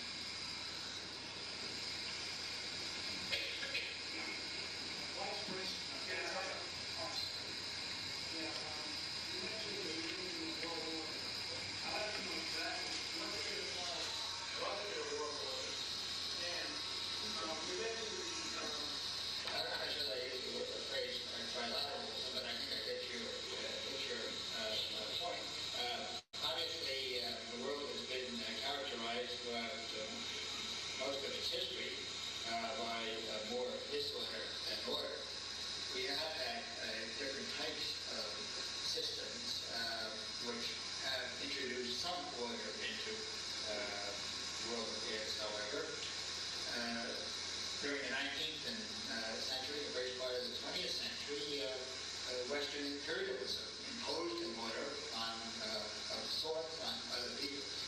During the Cold War, I think we had a system of order in which the United States and the Soviet Union both reduced conflicts within their blocs and in due course mediated conflicts between the two blocs. And so I think it is fair to talk about, since that system has obviously disappeared, what a new system of world order might look like. How does Africa fit into this? Well, Africa obviously involves a large number of 40 countries, most of which are very poor, and most of which are divided internally along different tribes as a result of boundaries that are drawn by the European imperial powers. I think one of the needs in Africa is for African countries to come together, as they are increasingly doing, to solve their own problems as far as water is concerned. We had African countries playing a significant role and now in ending conflict in Sierra Leone. You had African countries attempting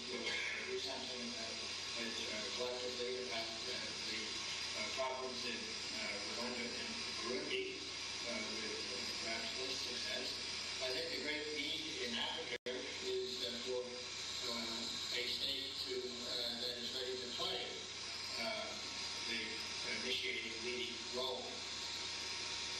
And just in terms of the physical characteristics, the two possibilities, Nigeria on the one hand, but it is disqualified by the nature of its government, by its vast corruption, by its internal Nigeria was supposed to be sub-regional leader. Nigeria is likely.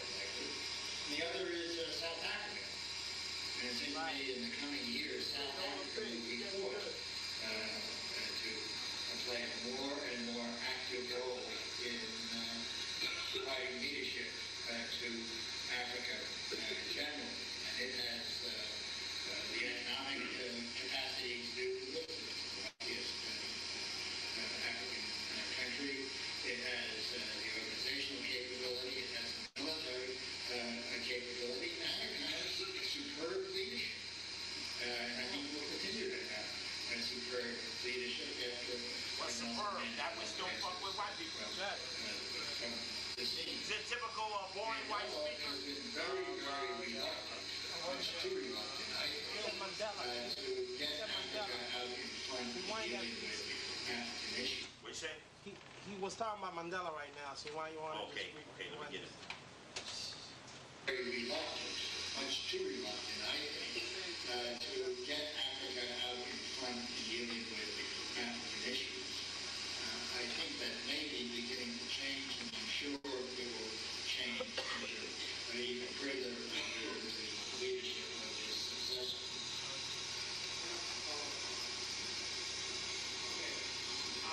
Mandela basically does not rule South Africa. What's your follow-up? What did you ask us? This is quite hard for them to hear your question. I asked him, he said that We're finished too, sister. He said that Mandela is reluctant to take his role in South Africa. And then I said, well, I need to follow up on that. And the question was, well, you might want to play it because I don't remember it exactly. He said that you mentioned about the rule of family. You mentioned about the debate. Just go ahead and play it. Yeah. Hopefully we'll Beers, the Bilderbergers, and others. Beers, the Bilderbergers. What role do you see that the Western powers, what role do you see the Africans, not Europeans in Africa, playing a role as an economic power? And you mentioned that Europeans basically divided Africa, and if so, don't you think that they should step out of Africa so that they can fix their problems? No, not in favor at all of European intervention in Africa. I think it constantly may be necessary in circumstances because only the European powers or the United States have the economic and military capabilities to deal with some of these horrendous problems that Africa has. Obviously, in South Africa, South African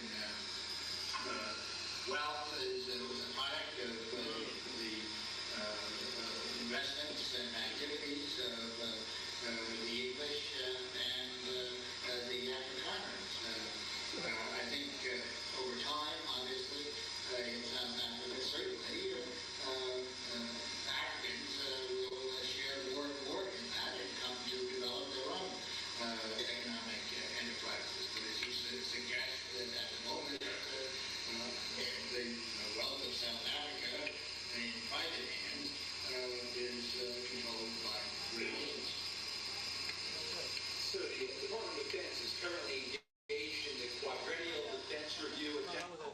Now, is right after the next guy, right okay. there. What do you ask him? That I asked him about the conflict in America. You know, whose tape is this? Mark Edison? Great. It just been good, say, well, Samuel Huntington, I've watched you in the crisis of democracy instigate things that adversely affected poor people. I've watched you do this clash of civilization, and you're instigating things that adversely impact black poor people. I mean, tell me something. We're here today. It's 200 of y'all. It's 4 of us. We kick y'all ass in a minute. Why why should I let you out of this room alive? I mean, tell me as a black man, what reason do I have to let you live with your stinking ass?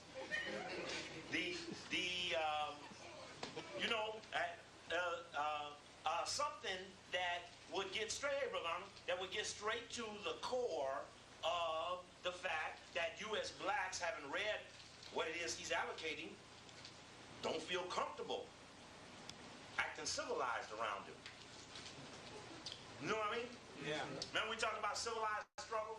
Right. Don't cuss. No cussing, no fronting them off, no.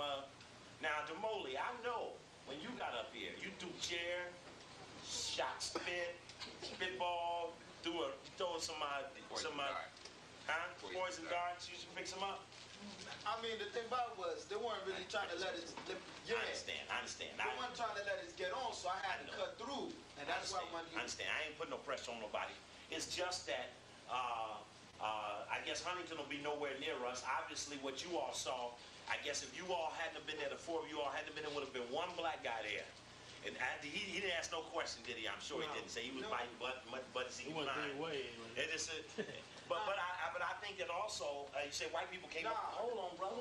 White people came to you after you finished? Yeah, they came to us. They want to ask you what you was doing? The thing about it was, answer my question. They wanted to ask her. Basically, they wanted to check out where we were coming from. That's what I'm trying to get you to understand, is that anytime I ever took people, like to the CFR meetings in Chicago, once we did our challenge, all we had to do was pull back. I said, you just watch. They're going to come over here and ask you, what are you doing up in here? Why did you find this evening enchanting for you to come forward? And what did some of the white people say to you, Bruce?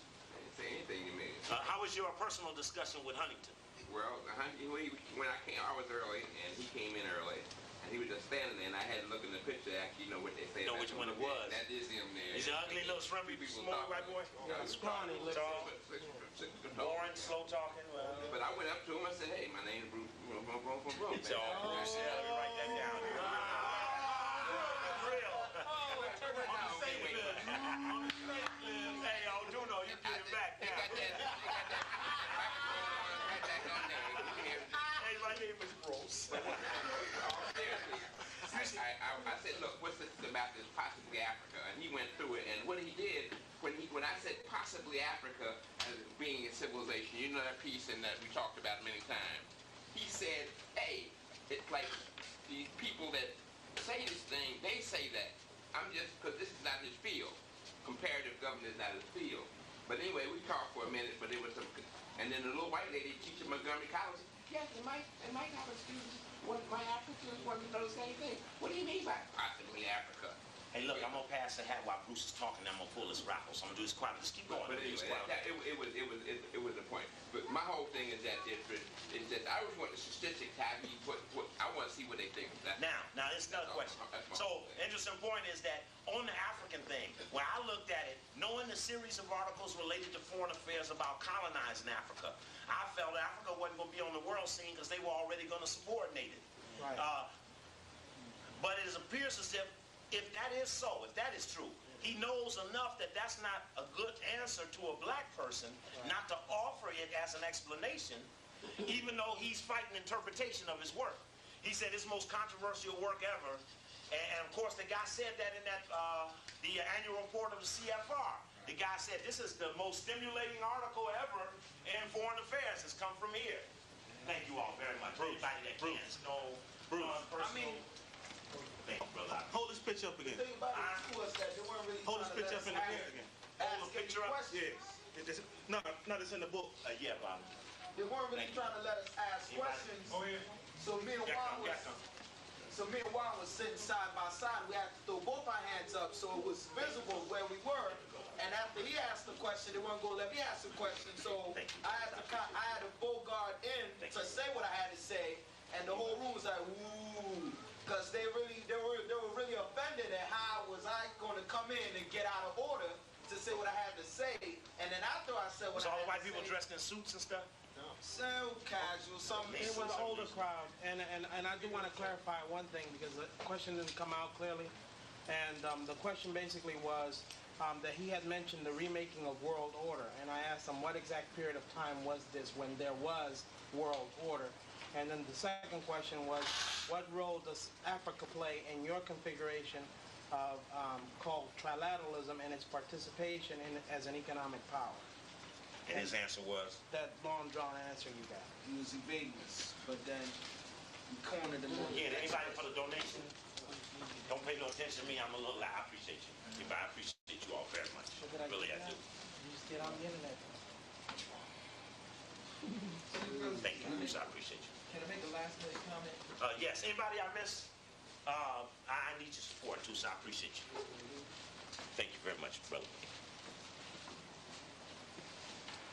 Yes, who's that one to? Yes, brother. I think one of the things we got to leave the room with tonight also is the fact that when that article appeared in Foreign Affairs in '93, the title was The Clash of Civilization with a question mark. Right. When he comes back in the book, he acknowledges the fact that it's no longer a question, but it's actually a declaration, which then gets us into the fact that if there's going to be a clash of civilizations, we're now in the process of formulating another new world order, like they did that 1939 move before they got into World War II process. In fact, one of the things was that he said at the beginning of the show was that the world is in the midst of a global identity crisis. Right. Yeah, he said that. He was also talking about how there was going to be like 6 powers and how people would form alliances based on, was he talking cultural or civilization similarities? Right. And they'll be isolated all.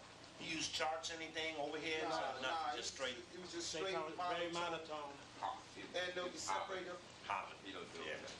And they'll be separated off. They might have classes, or they may not have classes, is what he was saying. Oh, he identified also that one of the key things going to be is that makes them not be able to control the ethnic crowd here in the United States is the fact that they can communicate with families abroad over the telephone. And that makes it harder to control the... In fact, somebody was talking about the illegal configurations of different ethnicities within America. And that's when he responded in that manner. Okay. I was going to share something with you guys. Have anybody read the document called Global 2000? Global 2000, Okay, and this document came out in was supposedly drawn by Henry Kissinger in 1974 about how they want to recolonize Africa. And the idea was to reduce the population to a minimal level. They wanted to cut African population by half.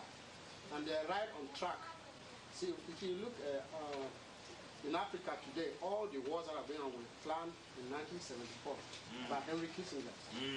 The idea was to eliminate at least 100 million by the year 2000. Eliminate 100 million. By the year 2000. Because they want to come back to Africa, and they said the mistake they made during the first colonial period was to leave the population. They left, right, they left. Yeah, that was their biggest mistake. Remember they said in the colonialism thing, that this time we won't do like we did in the 60s. Now what they're doing is, they try, now the wars have not killed as many people as they wanted. They're coming in with diseases. Ebola, AIDS, and so on. That hasn't worked. Now they have the program they call immigration lottery. Immigration lottery. Listen up now. See, I'm dropping some key stuff. Right now, every year, they're taking at least 50,000 Africans, bring them over here. It's not on the news all the time. Okay. But last week, a document came out. They want to bring over 25,000 actually. Okay. And they bring them all with their families. They are uprooting them and bringing them over to create space. And they say it's immigration lottery to balance the cultural difference in America. And anybody who has any sense would ask whether America really need any more black people. We don't need. So, and when they come to Africa, they look for what they call, they look for, you have to be a specialist in something. They're taking out the doctors, the lawyers, the teachers. If you're dumb, they don't care about you. Bringing them in the technological elite. They're trying to, when they get in other Africans, Africa will be there. Brain drain. So when they get in, they will not be able to stand up to oppose. So last year, they brought in 22,000 people from Africa into this country. 22,000. That's your kid, your whole family. If you win like this ticket, they play, so the people don't know.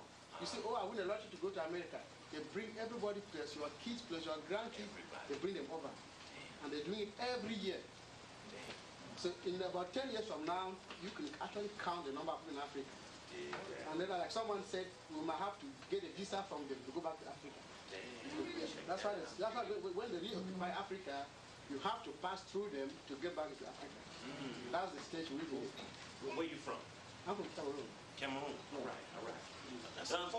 Back when Cameroon had that big, all them people fell out when the Israeli plane showed up or something with around this pond or something. Yeah, that was in 1986. Now, I don't think it was volcanoes. It was a bomb test.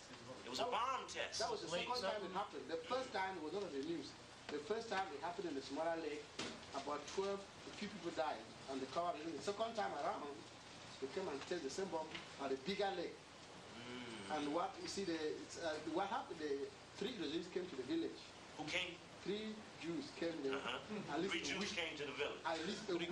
I met with the chief. Nobody knew what they happened. Met with the chief. They pretended to be tourists. Okay. And left. Okay. When it happened, you know, the first people to arrive on the scene were them. Even before. Some of the Israelis or the 3? Yeah. No, different ones. The different Israelis. Yeah, right, because supposedly that plane showed up, had doctors on, without even knowing it was going to be a catastrophe. They showed up with medical stuff, doctors, everything that you needed, right? Showed up in Cameroon right when the plane shows up. They couldn't deny the fact that they did it because where were they? How did they know it was going to happen? Even before the government knew, they were already on the scene to start testing the effect. And the whole village was wiped out. Every living thing. 2,000 moved. Goats, no, 3,500. Everybody should pull up, if you get a chance, pull up what you have on Global 2000. That's something we need to talk about because there's so many versions of the Global 2000 floating, different summaries. Everybody, but the north-south breakdown that they made in there, the lines that they drew on the globe were quite fascinating. I was going to say that for the past year at the Federal Center Southwest and also at Eastern Market Station, they've had a poster of Bill Clinton saying to the 48th Congress, to control the world's abundant resources, we have to control the explosive world population. Right. And that poster has been there at Federal Center Southwest and Eastern Market, a big poster, and it's been there for the past year. One of the things I wanted to mention is I was saying Wolferson is coming in to help DC. The World Bank is going to get involved, saying they're going to send their employees in to volunteer, say they're going to send their employees in to volunteer and stuff from the World Bank. Just to tell you a little bit about Wolferson, steering committee of the Bilderberger Group, honorary trustee of the Brookings Institute, which means he's been there so damn long, a member of the Emeritus and Board of Trustees of the Population Council, a member of the Council on Foreign Relations and Century Association in New York, as well as chairman of the Rockefeller Foundation and head of the Finance Committee of the Rockefeller Foundation. Director of the Kennedy Center. Director of the Kennedy Center? Formerly, and formerly head of the Carnegie Hall. But it's just that Wolferson comes from all of the things. Wolferson is all of the things that we're against. Let me just one last thing. About 2 weeks on the news, about 2 weeks ago on the news, they mentioned something about AIDS, and they said they just discovered that the white people have some genetics that can help them resist AIDS. Right. So they are getting to the point to get to the final ethnic weapon. Right. Ethnic weapon. What they start saying is that that's why one of my buddies is dead. Virus. And white black people cannot resist. So it means they're getting to a point where they're going to come out with a final thing that is distinguished between black and white, so they can kill as much as right. they want. And remember, the ethnic weapon was a disagreement between the Soviets and the Americans over whether the Americans had this ethnic weapon that could be dropped in the middle of a population and be attracted to the pineal gland or melanin in the skin. It would be melanin. It would search melanin. Yes, Bruce. Too many things these brothers have been talking about. I want to say something, but I just say one thing, one quick comment. I know everybody wants to start moving, want to go home. On the AIDS thing, they said AIDS is an epidemic. It's a lie. Over 250 million people in this country. 250 million people in this country by the last census. I don't know about the year 2000. I don't know what it will be. And as of now, less than 1 million, I think about 1 million people have AIDS. Like 250th of the population has AIDS. None of us that's a strike that has HIV. And they have died. And the people that died is only 100,000 people. It is not an epidemic. But in Africa, 60% of the AIDS cases in the world is in Africa. Right. And Africa is only 700 people. Who said that? It's on the news, man. No, almost 2/3 of the AIDS cases, HIV cases, are in Africa. It's in Central Africa. And we know how you got there. No. Yeah. I'm putting a block on Bruce, but the attendance going up about the concept crisis creation. In crisis creation, you don't need facts. You need to build up a certain climate and temperament in a person, helplessness is a psychological impediment to revolution. Right. So if you put someone in that helplessness state, you make them vulnerable. And so, like Bob Law came out and he said something, he said, you know, black people done these crimes. Black people did this. 25% of black youth is in jail. Repeating the white statistics. I always say, be careful with the white stats just so that we don't perpetrate something that's to produce or breed a psychological impediment. That could be true. It could not be true. Go ahead. He was saying something. Russ says it's true. He didn't explain why. Okay. See, the AIDS virus was carried to Africa through the smallpox vaccine. Right. That's how they got it to Africa. Smallpox, right. They put it in the small vaccine. In the vaccine, and went and tested it in Central Zaire, Central Africa, Zaire, Angola, and Mozambique. Okay. Took it and tested on the kids over there. Okay. So that's why it's still spreading. They tested in Africa and Haiti at the same time. That's why they... Don't you believe when they start dropping it? You said it earlier. They dropped this on us so long ago that they felt we'd have been falling out by now. They're not getting the level of success out of biological... I made that comment before in the case we become like the super rat. We ate it up. We keep eating the poison and keep on stepping. That's right. Huh? About that monkey that been infected for 2 years. Right. That found some anti-agent and couldn't get killed.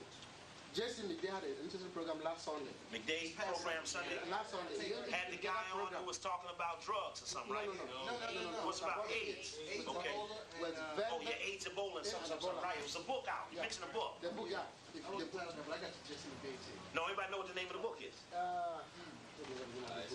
No, strange virus. AIDS, Ebola, strange viruses or biological warfare. Yes. You need to get a book. Okay.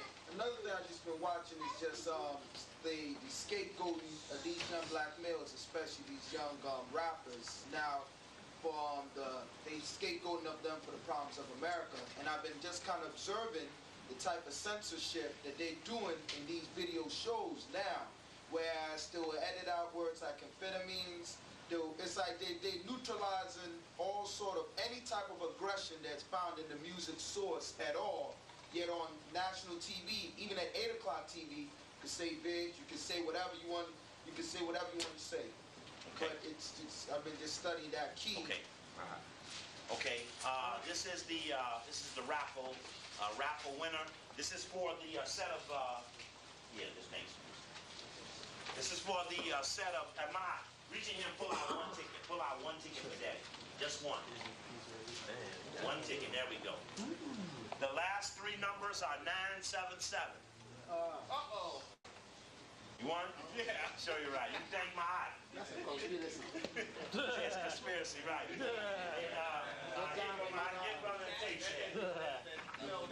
Give him the brother. Yeah, that was the one that fell. The one that fell? See? When you fell. Knowledge bomb. What's the science, baby? Yeah. Like it's happening. Yeah. Now we gonna tell them. That in front. We tell them like this, yo. I'm an African. I'm a African. I'm an African. I'm a African. Yeah, y'all like that? So no more. This man's mind is open. I'm an African. I'm a African. I'm an African. I'm a. Let's get back to the motive is best developed by recognizing the common enemy.